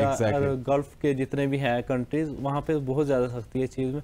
पाकिस्तान में तो ऐसे होता है कि खंबा शार्ट है, नीचे बैठ के बर्फ सेल कर देते हैं। लेकिन ये चीज जो है, इसकी ये डिवाइस उतारनी है, ठीक है, सूट का आप मशीन वॉश कर सकते हैं, अच्छा, हैंड वॉश कर सकते हैं। ये डिवाइस साथ लगनी है। ये डिवाइस काम कर रही है असल में इसमें। ये डिवाइस आपने खुद बनाई है? जी मैंने खुद बनाई है। नहीं, ये हर चीज मैंने खुद बनाई है। इसमें ये बैटरी लेवल भी है, अब बैटरी भी चेक कर सकते हैं इसकी। अच्छा, ये टाइप सी जो है ना चार्जर, मोबाइल चार्जर, उससे ही चार्ज होता है। इसमें प्रोटेक्टर लगा हुआ है। इसमें आपने सिर्फ 15 मिनट इसको चार्ज करना है जरा मुझे, और 25 दिन के लिए इसने वर्क करना है। ये देखिए जी, डिवाइस बड़ी खूबसूरत है। अच्छा, इसमें पाकिस्तान का झंडा भी है। पाकिस्तान का झंडा है और लिखा हुआ है जी कि इलेक्ट्रिक इंडिकेटर सेफ्टी ड्रेस, और ये दुनिया में पहली दफा बना है। चौधरी मुमताज साहब ने ये बनाया है, इंजीनियर हैं, और इनका ताल्लुक मंडी बहाउद्दीन से है। पाकिस्तान के एक इलाका है मंडी बहाउद्दीन, और गांव आपका नाम मांगट से ही आए, मांगट के रहने वाले। बिल्कुल अच्छा अचीवमेंट। यहाँ से इसकी बैक साइड पे इसकी बैटरी जो है वो दिखा सकते हैं कि यहाँ से आप इसको 15 मिनट के आप इसको चार्ज करते हैं। हाँ जी, 15 मिनट। इसमें वैसे 15 मिनट के लिए लगा हुआ है। चार्ज आप लगा के भूल भी जाए ना, उसने जब चार्ज कंप्लीट कर रहा है तो वो इंडिकेट कर देगा कि डिस्कनेक्ट कर देना, और इसकी जो लाइट रेड लाइट है वो ब्लू हो जाएगी। और बैटरी कितना निकालती है इसका? बैटरी इसका एक दफा चार्ज करने 25 दिन, इसके बाद जरूरत नहीं है। 25 दिन? हाँ जी। काश मोबाइल फोन कंपनीज भी आपको देख लें और ऐसी बैटरीज बनाना शुरू कर दें। पहले थी इसकी 3 दिन की बैटरी टाइमिंग थी। अच्छा, फिर मैंने सोचा कि इतना कोई नहीं ध्यान देता, कि उन्होंने कहना चार्ज है नहीं है, चलो जी यूज करो। तो अब इसका ये है कि 15 मिनट लगाना है, 25 दिन आपको इसकी जरूरत ही नहीं है चार्ज करने की। और मुमताज साहब मुझे ये बताइए कि खर्चा कितना आया, अखराजात कितने हैं? इस पे जो है हेलमेट पे 8000 खर्चा आया, ठीक है। और ड्रेस के ऊपर 35,000, यानी कि दोनों का इकट्ठा मिला के ना 35,000। हेलमेट भी कोई स्पेशलिटी है? हेलमेट में भी? हाँ जी, हेलमेट भी बिल्कुल जी है। अच्छा, ये हेलमेट चेक करें, इसमें ये लाइट ब्लिंक करती है सामने। ठीक है। और कान के नजदीक ही बजर है।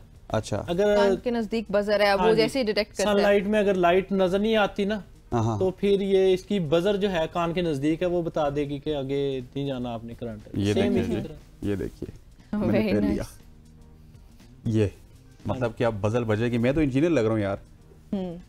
लग क्या रहे आप? मैं पहन के रखूंगा। इसमें कोई ऑन आपका बटन नहीं है कि अच्छा। होता है कि वो खुद ही उसको ऑन करना भूल गए हैं, जैसे ही आपने पहनना है साथ ही इसने वर्क करना शुरू कर देना। वैसे सब आपके जो इलेक्ट्रिक वर्कर्स हैं वो सब इसी तरह लग रहे होते हैं, हसनैन की तरह? हाँ, इस्तेमाल करना शुरू कर दिया आम वर्कर्स ने? मैं तो प्रॉपर गोरा लग रहा हूँ यार, देखिए गोरा इंजीनियर लग रहा हूँ मैं। नहीं, बाकी सब वर्कर्स यूज कर रहे हैं अभी मार्केट में? अभी तो नहीं, अभी तो ये फर्स्ट पीस ही बनाया मैंने। अच्छा, फर्स्ट पीस बनाया। सर ये बताइए कि क्या आपको ये ख्याल नहीं आया कि पाकिस्तान में अक्सर लोगों की जो डेथ होती है वो बाइक्स पे होती है बारिश के मौसम में, तो इसको बाइक का जो राइडर है उसके इस्तेमाल में भी लाया जाए और उसको भी जब वो सड़क पे हो तो करंट वो महसूस कर सके और उसका जो सेफ्टी मेजर्स हैं वो ज्यादा ले सकता है? फिर इसका ये होता है ना, बाइकर तो स्पीड में होते हैं, हाँ, वो इसके बताने से पहले उन्हें वैसे उस तरफ आप जाएं तो आपको बड़ी इनकम हो सकती है, आप पाकिस्तान की मार्केट को कैप्चर कर सकते हैं। हाँ जी बिल्कुल ऐसे ही है, लेकिन होता है 8 फुट की रेंज होती है, फिर इसने 8 फुट तो आप गवर्नमेंट वगैरह ने सपोर्ट किया या सारा कुछ खुद किया आपने? ये सारा मैंने खुद ही किया है। तो इसमें कुछ ऐसे लोग हैं जिन्होंने मुझे हौसला अफजाई की है, यानी कि महमूदुल हक तूर साहब हैं। अच्छा, ठीक है, वो मेरे दोस्त भी, मेरे मोहसन भी, भाई भी हैं बड़े। उन्हें पता तो नहीं था कि मैं ये बना रहा हूँ, लेकिन लाइफ में जितनी जगह उन्होंने मुझे कहा कि आप कर सकते हो, कोई भी काम है आप कर सकते हो। हाँ जी बिल्कुल ऐसे ही है। तो अभी फ्यूचर के लिए आपने क्या सोचा? आपने इसको मार्केट में इंट्रोड्यूस कराना है आम वर्कर्स के लिए, ये ताकि खरीद सके ना लोग? वापडा वालों से अगर मेरी है कि अगर वो कर लें तो बेटर है, क्योंकि आम वो तो सेफ्टी नहीं पहनते सर। नहीं, वो करेंगे यूज इंशाल्लाह, आहिस्ता आहिस्ता मोटिवेशन आ रही है, क्योंकि आप देखते हैं ना वापडा वाले यूज करना शुरू कर गए हैं, हेलमेट पहने होते हैं जी, हाँ, ड्रेस वगैरह पहने होते हैं। अब गवर्नमेंट लेवल से कोई अभी तक आपको किसी किस्म का राब्ता हुआ कि आपने इतना जबरदस्त कारनामा सर अंजाम दिया, आइए आप हमारे साथ मिलिए और इस प्रोजेक्ट को हम पूरे पाकिस्तान में लॉन्च करेंगे? मैं तो समझता हूँ आपको एक तमगा भी मिलना चाहिए। हाँ जी बिल्कुल, हकदार तो मैं हूँ इसका। मुझे दोस्तों ने कहा था कि जब आप यानी कि गवर्नमेंट लेवल पे आप, जैसे मरीम नवाज हैं, वो हमारी जो पंजाब की सीएम है, तो उन्होंने जो आपको लाजमी अप्रिशिएट करेंगे। पता नहीं उन तक न्यूज़ पहुंची है कि नहीं पहुंची, मुझे ये भी नहीं पता। अच्छा, ये शायद उनकी टीम कमजोर है। मरीम नवाज साहिबा आपकी टीम कमजोर है, इस हवाले से हमें बता रहे हैं कि मुमताज चौधरी साहब आपकी टीम कमजोर है, इनसे जल्दी से राब्ता कीजिए। 3 महीने हो चुके हैं इसको बनने में को ना, तो अब देखो कब तक इसका। नहीं, सोशल मीडिया पे उनकी टीम बड़ी स्ट्रांग है, सो आपका मैसेज जरूर उन तक पहुंचेगा और वो आपको अप्रिशिएट भी करेंगे, क्योंकि टेल सभी अप्रिशिएट करते हैं। आप एक्सपेक्ट क्या कर रहे हैं कि ये प्रोडक्ट कितने जल्दी कौन लेगा? और ये अगर लेट सपोज आपसे गवर्नमेंट राब्ता करेगी ना, तो ये प्रोडक्ट आपका एक ही नहीं चलेगा, आपको बहुत सारे बनाने पड़ेंगे, हजारों में लाखों में होंगे फिर। हाँ, सेल जब इसकी स्टार्ट हो जाती है। मेरा माइंड था ना, ये तो इंसानियत की खिदमत के लिए, इससे मुझे कोई मुनाफा वगैरह नहीं चाहिए। ठीक है, मुझे दोस्त पूछते हैं कि क्या बना, कुछ इससे कोई फायदा हासिल हुआ? मैंने कहा, मैं उनको यही कहता हूँ कि मैंने तो इंसानियत की खिदमत के लिए बनाया इसको, बाकी जो फिर होगा देखी जाएगी आगे चल के। तो इस हिसाब से है। बाकी इसके अलावा भी कुछ बनाना चाह रहे हैं आगे? हाँ जी, मेरा नेक्स्ट प्रोजेक्ट आएगा इंशाल्लाह। अच्छा, वो कौन सा प्रोजेक्ट है? थोड़ा सा हिंट तो दे दीजिए। नहीं, हिंट नहीं दूंगा मैं। आपने तो सियासतदानों वाली बात की, जबरदस्ती हमें जवाब निकलवाना पड़ता। थोड़ा सा आइडिया दे दे कि किस कौन से एरिया में आप हिट कर रहे हैं? उसका आइडिया यही होगा कि वो हर इंसान के इस्तेमाल की चीज़ है, ये तो सिर्फ इलेक्ट्रिक वर्कर के हिसाब से है, वो हर इंसान के। उससे मैं ये कह सकता हूँ कि जितनी वारदातें होती हैं, जितना ये कुछ होता है जराइम वगैरह, उससे कम उसमें कमी के लिए। ठीक है, बहुत शुक्रिया आपका हमें ज्वाइन करने के लिए जी, बड़ा अच्छा लगा and good luck for your future. नाज़रीन, गुफ्तगू आपने सुनी है, बल्कि हमारी तो यहाँ पे हुकूमती सतह पे जो भी ओहदेदारान हैं उनसे रिक्वेस्ट होगी कि इनका ये जो ड्रेस है इसको इंट्रोड्यूस करवाया जाए मार्केट में, ताकि अच्छा आवाम के लिए ही है। इंडस्ट्री के आपको देख के हंसी आ रही है मुझे ये आवाम के लिए भी है, वापडा के लिए भी है, इंजीनियर्स के लिए भी है, और जो लोग हादसात, जो इलेक्ट्रिक हादसात हैं उनके खतरे में रहते हैं, उन सब के लिए ये है। और पंजाब गवर्नमेंट से अपील है, फेडरल गवर्नमेंट से अपील है कि मुमताज़ साहब हमारे साथ मौजूद है, नंबर हमारे से ले लीजिए, इनसे रब्ता कीजिए और इस प्रोजेक्ट को पूरे पाकिस्तान में फैलाइए। यहाँ पर वक्त हो जाता है एक शॉर्ट सी कमर्शियल ब्रेक का, ब्रेक लेते हैं, वापस आते हैं, स्टे विद अस।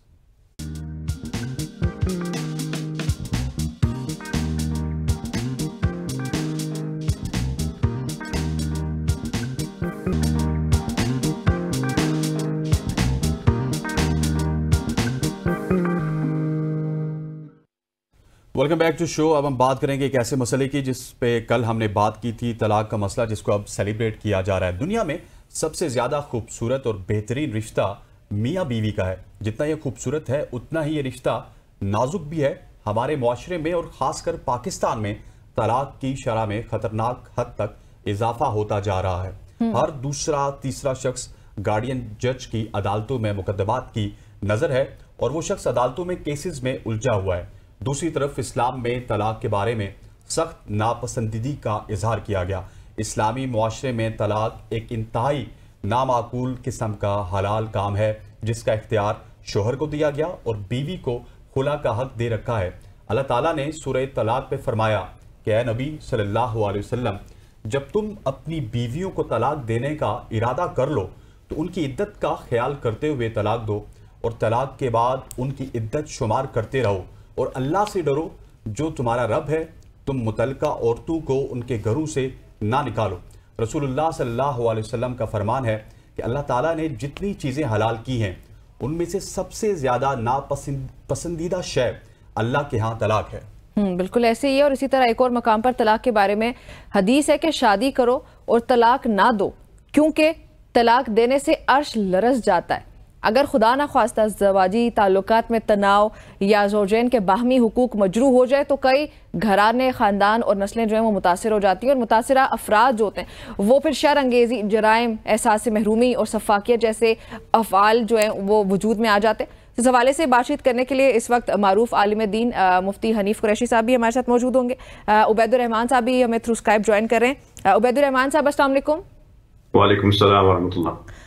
उबैद साहब, आपको क्या लगता है कि पाकिस्तानी मुआशरा जो कि एक मुस्लिम कम्युनिटी ज़्यादा होती है, मुसलमान मुल्क है हमारा और सब यहाँ पे इस्लाम को मानते हैं, इस्लाम को फॉलो करते हैं, उसके बावजूद हमारे यहाँ तलाक की जो शरह है वो बढ़ती चली जा रही है, क्या वजूहात हैं इसकी?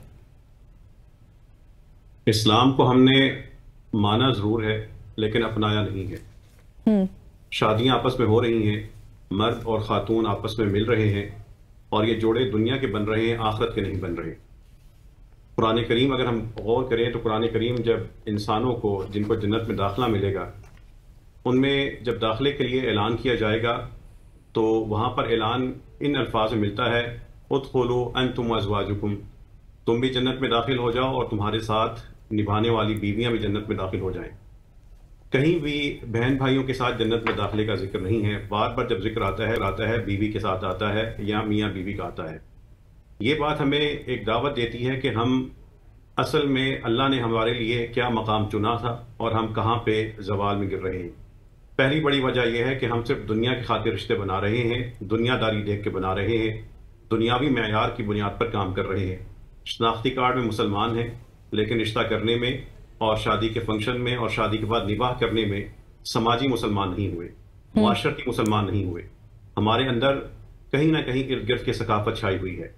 इसलिए सबसे पहली बात ये तलाक की शरह बढ़ने की, और मैं चूंकि इस्लामाबाद पाकिस्तान का जो दारुल हुकूमत है वहाँ से मैं बात कर रहा हूँ और ये इस्लामाबाद का सबसे तरक्की याफ्ता शहर जहाँ पे मादियत की कमी नहीं, वसाइल की कमी नहीं, लेकिन तलाक की शरह सबसे ज़्यादा बढ़ रही है। ये इस बात की गम्माज है और इस बात की दलील है कि सिर्फ वसाइल होने की वजह से इंसानों को सुकून नहीं मिलता। असल सुकून तब होता है जब दिलों में सुकून हो। तलाक की शरह अगर इस्लामाबाद में बढ़ रही है तो हम सबको इज्तिमाई तौर पे सोचना चाहिए कि हुआ क्या है और पूरे मुल्क में ये चीज़ क्यों बढ़ रही है। दूसरी बात यह है, अल्लाह ताला ने सब रिश्ते बहुत बड़ी नेमत है, भाई नेमत है, बहनें नेमत है, माँ बाप, सबका अपना अपना जिक्र है, अपना अपनी फजीलत है। लेकिन कुरान बतौर खास मियाँ बीवी के दरमियान कहता है वजाअल बैनकुम मवद्दतन व रहमा, अल्लाह ताला ने तुम दोनों के दरमियान चाहत और मोहब्बत रख दी है। वो चाहत और मोहब्बत कहाँ ख़त्म होती है? वो शुरू ही से ख़त्म कर दी जाती है जब हम जहेज़ के मसाइल में जब हम एक फंक्शन को एक खोखले फंक्शन में इसराफ और फजूल खर्ची करने के चक्कर में और उसके बाद एक दूसरे के हकूक़ को पामाल करने के चक्कर में वो मुअद्दा और रहमा, वो चाहत और मोहब्बत को ज़ाया कर बैठते हैं। इसलिए बुनियादी वजह यह है, आपके इस प्रोग्राम में जो बुनियादी नुक्ता है, तलाक ना तो कोई हुकूमत रोक सकती है, ना कोई इक़्तिदार में कोई भी शामिल फरीक रोक सकता है, ना अदालतें रोक सकती हैं। रोक सकता है तो इंसान की तरबियत रोक सकती है और हमारा इस्लाम उस पर अमल रोक सकता है। अगर इन जोड़ों को, इन मियाँ बीवी को ये एहसास हो कि हमने जो आज एक दूसरे का हाथ थामा है, ये हाथ जन्नत में दाखिले तक और उसके बाद जन्नत में रहेगा, ये जोड़े ना टूटे। ये सिर्फ दुनियावी चंद चीज़ों को देखकर जब ये जोड़े बनते हैं, उसके बाद हर दुनियावी चीज़ जब इंसान को मिल जाती है, खा हुस्न हो, माल हो, शोहरत हो, आखिर में वो चीज़ बड़ी खोखली महसूस होती है, उससे मुकम्मल सुकून नसीब नहीं होता। इसलिए जब दुनिया की खातिर जोड़े बन रहे हैं तो फिर ये टूटने ही है, इनमें दरारें आनी हैं। बिल्कुल ऐसे है मौलाना साहब, आपने बड़ी खूबसूरत बात की कि दुनिया की खातिर जब जोड़े बनते हैं तो उनको टूटना होता है। मुल्क पाकिस्तान की एक और मोतबर आवाज़ जनाब मुफ्ती अल्लामा हनीफ कुरैशी साहब हमारे साथ मौजूद हैं। कुरैशी साहब, ये तलाक एक ऐसा अमल है जो कि नबी अलैहिस्सलाम ने कहा कि हलाल कामों में सबसे नापसंदीदा काम है, लेकिन हम देखते हैं कि माशरे में अब तलाक लेके उसको सेलिब्रेट किया जाता है। इसकी क्या वजूहात हैं और क्यों तलाक की जो शरह है वो बढ़ रही है? बिस्मिल्लाहिर्रहमानिर्रहीम। देखेंगे, इतना बड़ा मौजू आपने शुरू किया है और इतना अहम तरीन मौजू है कि इस पर चंद मिनट का प्रोग्राम या किसी एक चैनल की तरफ से एक दिन की ये काविश या किसी एक खतीब का एक दिन का खुतबा काफ़ी नहीं है, बल्कि मैं समझता हूँ कि इन टॉपिक्स को जैसे अल्लाह ताला ने निसाब हिदायत यानी कुरान अजीम में मौजू बनाया है, पूरी सूरह तलाक बयान की है और सूरत उन्निसा में इसके अहकाम बयान किए हैं और अहादीस मुबारका में पूरा पूरा चैप्टर है तलाक के उन्वान से इसके मसाइल को बयान किया गया है। तो मैं समझता हूँ कि हमारे मुआशरे को सुधारने के लिए इस्लामी उसूलों को सामने रखते हुए हमारे निसाब में ये चीज़ इस तरह से शामिल होनी चाहिए कि ताकि हमारे बच्चे बच्चियाँ वो शादी से पहले शादी के मफहूम से भी वाकिफ हों, उसके मकसद से भी वाकिफ हों और तलाक की नवसत और तलाक की खतरनाक हैसियत से भी वाकिफ हों। हमारे यहाँ बदकिस्मती से जैसे कि मेरे से पहले पार्टिसिपेंट ने फरमाया कि हमारा सबसे बड़ा अलमी और मसला ये है कि हमने इस्लाम को छोड़ा है। मैं दावे से कहता हूं कि इस्लाम माँ की गोद से लेकर कब्र में जाने तक आपकी हर हवाले से रहनुमाई करता है और हमारे तजर्बे में क्या पूरी ये खारिज में ऑन दी स्पॉट मौजूद है कि जो लोग इस्लामी उसूलों के मुताबिक चलते हैं वो माशाल्लाह वहाँ उन घरों में सुकून भी है और वहाँ पर तलाक भी नहीं है और बाकी भी झगड़े कुछ भी आपको नजर नहीं आएंगे।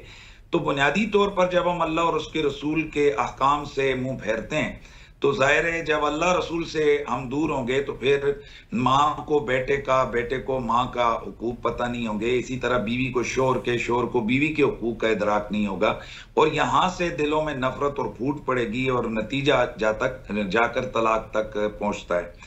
और दूसरा अहम तरीन मामला हमारे यहाँ रिश्तों का, जिस वक्त हम शादियाँ करवाते हैं, हमारे मादरत के साथ माशरे को पिछले कई अशरों से जिन ड्रामों फिल्मों के जरिए से डेवलप किया गया है, तो ये जो हमारी मौजूदा नस्ल है इनकी तरबियत तो ये ड्रामे देखते देखते हुई है कि भाई एक शादी होती है, छोटी छोटी बात पर ड्रामे में तलाक हो जाती है और फिर उसके बाद अगला मरहला नहीं दिखाया जाता कि उस मामले को किस खतरनाक हैसियत में देखा जा सके।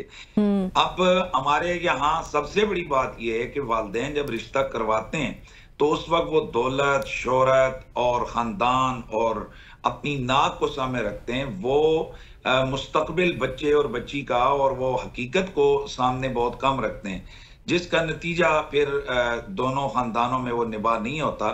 और बहुत सारी दफ़ा फिर जैसे हमारे इस्लाम ने कहा था कि कुफ को तलाश करो, तो कुफ के बगैर शादियाँ जो होती हैं उनका रिजल्ट भी तलाक तक पहुँचता है। फिर जो इस्लाम ने कहा था अल्लाह के नबी ने कि सबसे पहले औरत का दीन देखो, अखलाक देखो और बाकी दौलत, हुस्न और बाकी खानदानी नस्ब ये बाद में देखो, हमने दीन और अखलाक को सबसे आखिर में रखा है और उसके दौलत और उसके नस्ब और उसकी हुस्न को हमने पहले रखा है। तो ये बहुत सारी ऐसे मैं समझता हूँ कि एलिमेंट्स हैं जिनकी वजह से हमारे माशरे में तलाक बढ़ती जा रही है। और इसका मैं एक बार फिर आपके इस प्लेटफॉर्म पर जिम्मेदारी से और दावे से सीना तान के कहूंगा कि आप माशरे में सर्वे कर लें। वो बच्चियां कि जो मदरसे में कोई किसी को डिग्रेड नहीं करना चाहता, लेकिन समझाने के लिए कि दीन कितना जरूरी है, आप उन घरों में भी देख लें कि जहां पर दीन पढ़ी हुई बच्चियां जो मदारिस में और दीनी तालीम हासिल करके उनकी शादी हुई है, और दूसरी तरफ जो आला तालीम याफ्ता यूनिवर्सिटियों कॉलेजों में पढ़ी हुई बच्चियां, दोनों को आप कंपेयर करें तो आपको 99% वो खानदान आबाद नजर आएंगे और वहां पर खुशियां नजर आएंगी जहां पर दीनदार बच्चियां घरों में रखी गई हैं। तो इसका मतलब ये है कि वो क्यों वो घर हंसते बसते हैं कि वो बच्चियां शोहर के हुकूक जानती हैं और शोहर बच्चियों के हुकूक जानते हैं, लिहाजा उनका आपस में निभा अच्छी तरह है। लेकिन जिस वक्त हम दुनियावी तालीम बच्चियों को बहुत ज्यादा दे देते हैं और उसके साथ साथ हम कुरान और सुन्नत के हवाले से बिल्कुल कोरा रखते हैं, तो फिर उसको पता नहीं होता कि इस्लाम या दीन या अखलाक मेरी किस तरह से रहनुमाई करते हैं। वो हर चीज को दोष धांधली और सख्ती से कंट्रोल करने की जब दोनों तरफ से कोशिश होती है तो नतीजा तलाक पे जाकर मुंतज होता है। तो मैं आपके इस प्रोग्राम के जरिए से मैं अरबाब इक़्तिदार से मुतालबा करूंगा, और ये मैं बड़े अरसे से ये मुतालबा कर रहा हूँ कि जिस तरह से हमारे निकाह फार्म के अंदर बहुत सारी और शिकें हैं, उसमें लाजिम करार दिया जाए कि शादी से पहले लड़के और लड़की को कम अज कम सूरह निसा और सूरत तलाक ये जो हैं इनको बाकायदा तर्जुमे और तफसीर के साथ पढ़ लें वो, या किसी से सुन लें, जब तक कोई आलिम दीन या कोई सही स्कॉलर तस्दीक ना करे उनका निकाह ना पढ़ाया जाए। ये एक कानूनी हवाले से मैं कहता हूं अगर ये चीज आ जाए जरूरी है, ये बहुत अच्छे अंदाज से जब बच्चे बच्चियों को ये पता चलेगा कि शोहर के हुकूक क्या हैं, बीवी के हुकूक क्या हैं, तो मैं दावे से कहता हूं कि ये आपकी रेशो तलाक की बहुत नीचे आएगी। आपके साथ इसी टॉपिक पे जरूर बात करेंगे, हमारे साथ रहेगा। मौलाना उबैद साहब की तरफ चलते हैं। मौलाना साहब, आपने बहुत सारी बच्चियों की शादियां भी करवाई हैं, इस हवाले से भी हमें बताइएगा, और आपके जो ये काम है इसके हवाले से आपका कैसा एक्सपीरियंस रहा, और जो पॉइंट मुफ्ती साहब ने रेज किया कि हमें इस्लामी तालीमात को इंक्लूड करना होगा इसको ओवरकम करने के लिए।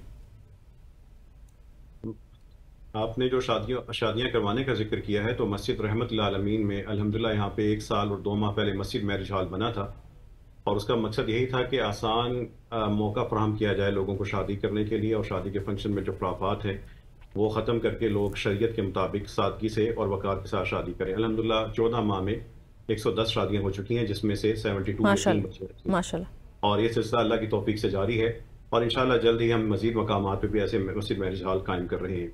इसके साथ ही आपको एक और ये बता दूं कि मसाजिद, अभी जो बात हो रही थी अरबाब इक़्तिदार से मुतालबा करने की, यकीनन करना चाहिए, लेकिन मेरे ख्याल में हमारे जो हुक्मरान हैं वो जोग्राफी के हुक्मरान होते हैं। अल्लाह ताला ने उलमाए कराम को और मसाजिद वालों को लोगों के दिलों का हुक्मरान बनाया है। उनका मसलक कोई भी हो, फिरका कोई भी हो, ये सब खैर के दाई हैं, खैर का लश्कर हैं, और अल्लाह की रहमत से दीन का काम कर रहे हैं। इस माशरे में सबसे बड़ी खैर और रहमत का जरिया मस्जिद है। मस्जिद जिन तमाम समाजी मामलात का आप जिक्र कर रहे हैं, उन सब का इजाला और उसकी इस्लाह मस्जिद कर सकती है। मस्जिद रहमतुल आलमीन में फैमिली कौंसल कायम है। हमने आज से 6 माह पहले ऐलान किया था, यही सूरत हाल देखते हुए कि हर वक्त हर तरफ तलाक़ें बढ़ रही हैं, कोई ऐसा इदारा नहीं है जो लोगों को रोके, समझाए और बैठे बात करवाए और लोगों को जोड़े। मस्जिद रहमतुल्लाह अलमीन ने ऐलान किया था कि तलाक न देना, मस्जिद आ जाना। वो शोहर जो तलाक देने पे तुले हुए हैं या दे चुके हैं लेकिन अभी इद्दत चल रही है, वो मस्जिद आ जाएं, मस्जिद उनकी तरबियत कर देगी, समझाएगी, अल्लाह की रहमत नाजिल होगी। और इसी तरह दूसरा ऐलान था तलाक न लेना, मस्जिद आ जाना। ये जो गुस्से में आके तलाक 2-3 साल के अंदर न तलाक ले रही हैं 1 या 2 बच्चों के बाद, बस ये समझती हैं कि बच्चा अब हो चुका, अब तो शोहर हमारी हर बात मानेगा वरना ब्लैकमेल करेंगे, ये बाकी चीज़ें ख़वातीन में भी मौजूद हैं। तो जब हमने ऐलान किया था तो 50 केसेस हमारे पास आए, जिनमें से तकरीबन 36 केसेस में हमने तलाक रोक लिया अल्लाह की तौफीक से। कुछ 2-3 की तलाक हो गई, बाकी के मामला चल रहे हैं। तो ये मसाजिद के जरिए, और आप जैसे जो टीवी चैनल जो संजीदा शो करते हैं, उनके लिए अगर हम ये सिर्फ ये कदम उठा लें कि मसाजिद ऐलान कर दें कि तलाक देने से पहले मस्जिद आ जाओ, तलाक लेने से पहले मस्जिद आ जाओ, रुजू करने के वक्त कहीं शायद कोई फायदा उठा ले। जी, लोगों का चूंकि शहरों में आपस में मेल जोल नहीं होता, एक घर में रह रहे हैं, पड़ोसी मुदाखलत नहीं करते, इसको प्राइवेसी के खिलाफ समझते हैं, मियाँ बीवी की लड़ाई होती है, तलाक का लफ्ज निकलता है और उसके बाद जंग शुरू हो जाती है। ये अगर इस वक्त शहरों के अंदर चूंकि ऐसा कोई इदारा मौजूद नहीं है जो लोगों को मिलाए बिठाए, जहां पे हर कोई जाके अपना शिकवा भी कर सके और उस पर एतबार भी कर सके। अदालतों पे एतबार नहीं हो सकता, वहां से सुकून नहीं मिल सकता, वहां से जो इंसाफ मिल रहा है वो जुल्म से भी बदतर शक्ल में मिलता है। इसलिए मसाजिद को और टीवी चैनल्स को और इस तरह के जो इतलाती इदारे इनको मिलकर मुआशरे की आगाही के लिए न सिर्फ उनको उनकी तरबियत करनी चाहिए, बल्कि तकरीर करने के बाद निज़ाम की तश्कील करनी चाहिए कि आप यहाँ पे आ जाएं, आपकी मुश्किल का हल यहाँ से हो जाएगा। मैं आपके टीवी चैनल की वसातत से जितने भी लोग सुन रहे हैं, देख रहे हैं, उनको दावत देता हूँ, अगर आपके खानदान में कोई ऐसा मसला चल रहा है, आइए मस्जिद रहमत आलमीन में आ जाएं, रहमत यहाँ से तकसीम होगी और मियाँ बीवी के दिल इंशाल्लाह जुड़ जाएंगे। इंशाल्लाह। नाज़रीन, ये गुफ्तगू का सिलसिला जारी है। मुफ्ती हनीफ साहब भी हमारे साथ मौजूद हैं और अब्दुर्रहमान साहब भी मौजूद हैं। नाज़रीन, ब्रेक के बाद वापस आते हैं और इस गुफ्तगू के सिलसिले को आगे बढ़ाते हैं, इसलिए आपने हमारे साथ रहना क्योंकि ये बहुत इंपॉर्टेंट टॉपिक है।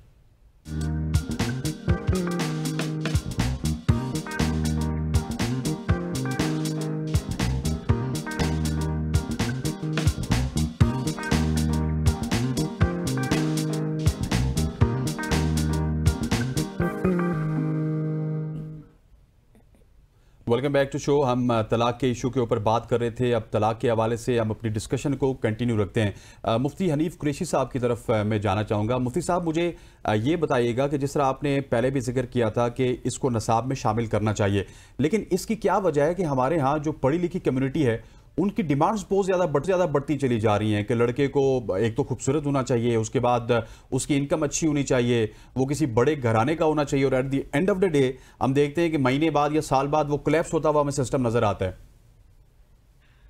देखें, मैं जैसे पहले अर्ज कर चुका हूं कि हमारी दीन से दूरी ही हमारी तबाही की बुनियादी वजह है। और ये जो बहुत सारी चीजें ऐसी हैं कि जो हमें फिल्म और ड्रामों के जरिए से हमारी नई नस्ल ने सीखी हैं, लेकिन उनको ये बताने वाला या समझाने वाला कोई नहीं कि फिल्म और ड्रामों की दुनिया और है और पाकिस्तानी मुआशरे की जो हकीकत की दुनिया है ये और है।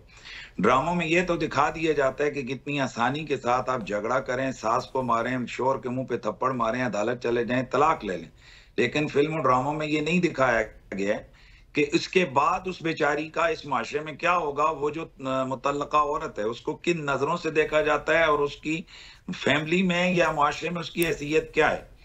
तो मैंने जैसे पहले अर्ज किया है, मैं मौलाना साहब की इस बात से इत्तेफाक करता हूँ कि मसाजिद में इन चीजों को बयान किया जाए, लेकिन सॉरी टू से कि मस्जिदों में तो जो मस्जिदों में आएंगे वो इन चीजों को सुनेंगे ना। ऊपर वाले स्पीकर भी आपके बंद हैं जिनके जरिए से घरों में बैठी हुई अवाम को आप पैगाम दे सकें। तो जो सुबह शाम मस्जिदों में आने वाले हैं, ओवरऑल आप देख लें, ऐसे लोगों के घर तो वैसे भी खुशियां हैं। तो हमारे उन लोगों को कैसे ये मसाइल पता चलेंगे कि जो मस्जिदों का रुख ही नहीं करते हैं, ना नौजवान लड़के आते हैं और लड़कियां तो आती नहीं है। और असल घरों की जो प्रॉब्लम है वो आप देख लें, सर्वे कर लें, वो खवातीन के अदम बर्दाश्त की वजह से पहल होती है या मर्दों की तरफ से भी बहुत सारी ज्यादतियां होती हैं। लेकिन असल तो मुआशरे के अंदर दीन का पैगाम पहुंचाना है।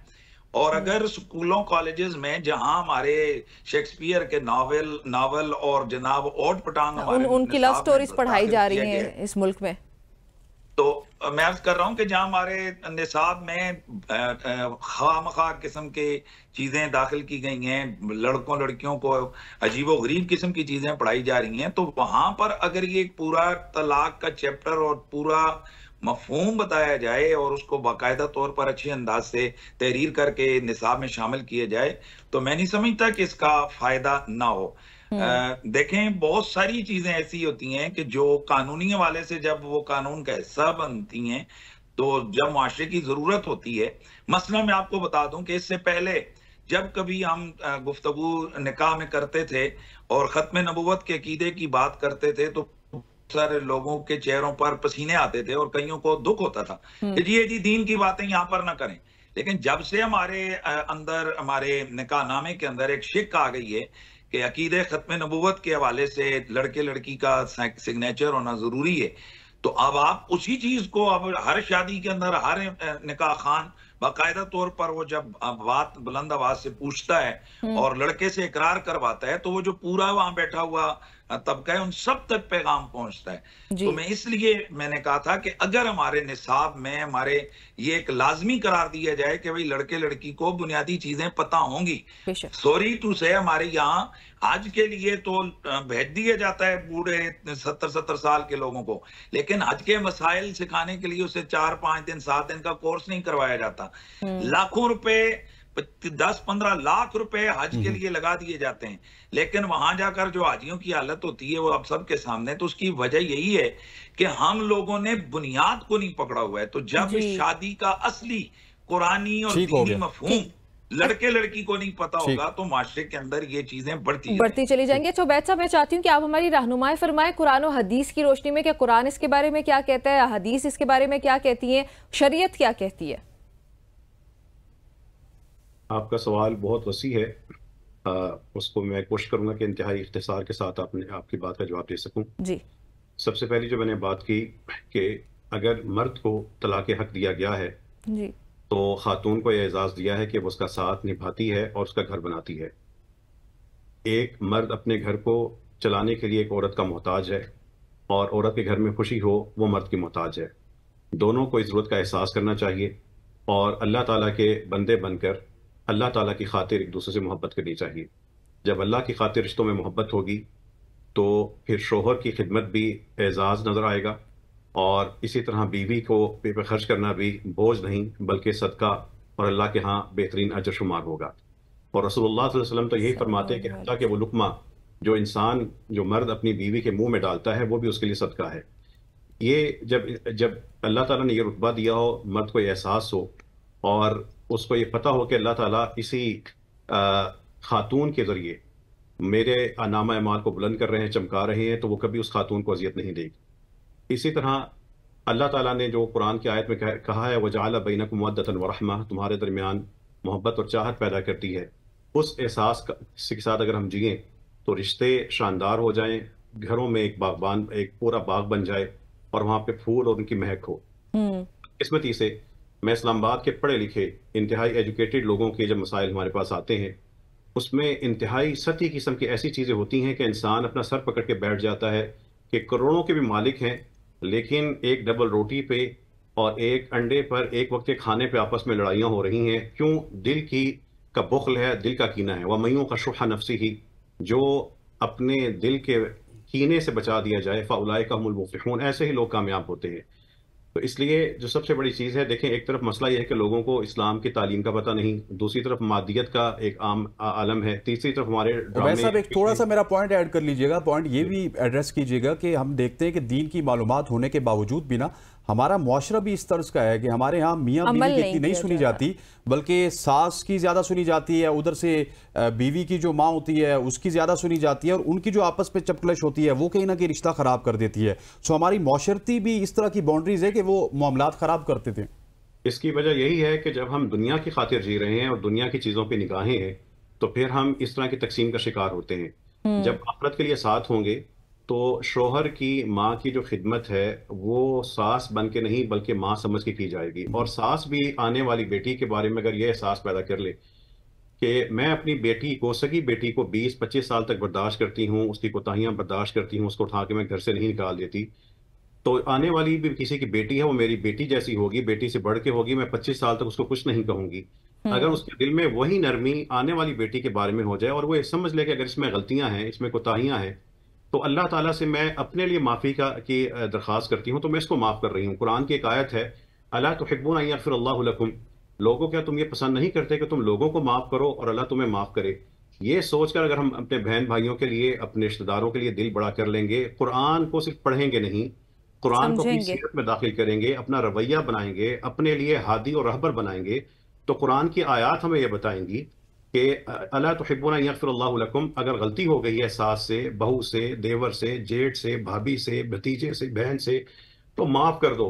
माफ़ी से, दिल बड़ा करने से ही माशरा चलेगा। देखिए ज़िंदगी इस चीज़ का नाम नहीं है बतौर ख़ास मियाँ बीवी के लिए। मियाँ बीवी या रिश्तेदारी में ज़िंदगी इस बात का नाम नहीं है कि हम अच्छी सिफ़ात के साथ जिएँ। रिश्तेदारी इस बात का नाम है कि हम दूसरे की खामियों के साथ उसको बर्दाश्त करें और जिएँ। तो ये हमें जब अपने दिलों में कुरान की आयत हमने बसाई होंगी, सिर्फ अल्फाज से नहीं पढ़ी होंगी, तो इंशाल्लाह हमारे रिश्ते ठीक हो गया। मौलाना साहब, मुफ्ती साहब आपकी तरफ आऊंगा क्योंकि वक्त हमारे पास कम है, आखिरी कुछ 2-2.5 मिनट रह चुके हैं। इख्तिसार के साथ बताइएगा कि इस सारी जो गुफ्तगू है इसका लुबे लुबाब क्या है और उसको ओवरकम किस तरह किया जाए? देखें, सबसे पहले तो असल चीज है रिश्तों को बचाने के लिए कुर्बानी देना, बर्दाश्त करना। अगर शौहर है वो उसने शादी अगर की हुई है वाकयातन शादी के मकसद के लिए, तो उसको चाहिए कि वो कुर्बानी दे।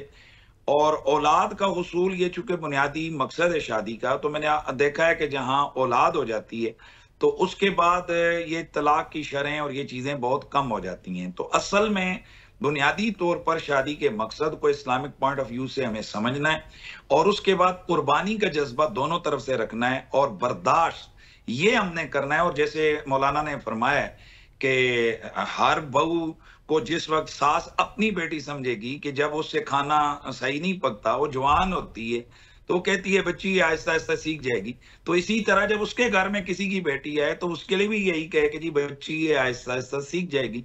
तो इंशाल्लाह हमारे माशरे में ये जो सास बहू की वजह से रिश्ते खराब होते हैं ये खत्म हो जाएंगे। लेकिन अफसोस ये है कि हमारे यहाँ इस वक्त तो शादियों के टूटने का जो हमारे सामने आ रहा है वो 70% जो उसका ताल्लुक है वो सोशल मीडिया के साथ है। बिल्कुल ऐसे इसके इस्तेमाल ने बड़ा इन्फ्लुएंस किया हमारे फैमिली सिस्टम को। माजरत के साथ वक्त खत्म हो गया, आप दोनों हजरात का पहुंच चुके हैं मैं ज्वाइन करने के लिए। नाज़रीन, इंतहाई मुफीद किस्म की गुफ्तगू जरूर आपने सुनी होगी, एंड आई होप सो कि इससे किसी ना किसी तरह हमारी लाइफ पे इम्पैक्ट भी पड़ेगा, हम इसे सबक हासिल करेंगे और जब तक मुमकिन हो अपने रिश्तों को बचाने की कोशिश करेंगे, जो कि करनी भी चाहिए। जुल्म जबर एक अलग डिबेट है, लेकिन बिला वजह की और अदम बर्दाश्त जो है वो असल में इस मसले की जड़ है। तो अदम बर्दाश्त के लिए काम करने की जरूरत पड़ेगी हम सबको। हमें इजाजत चाहिए, इजाजत दीजिएगा। इंशाल्लाह अगले हफ्ते फिर मुलाकात होगी, तब तक के लिए अल्लाह हाफिज।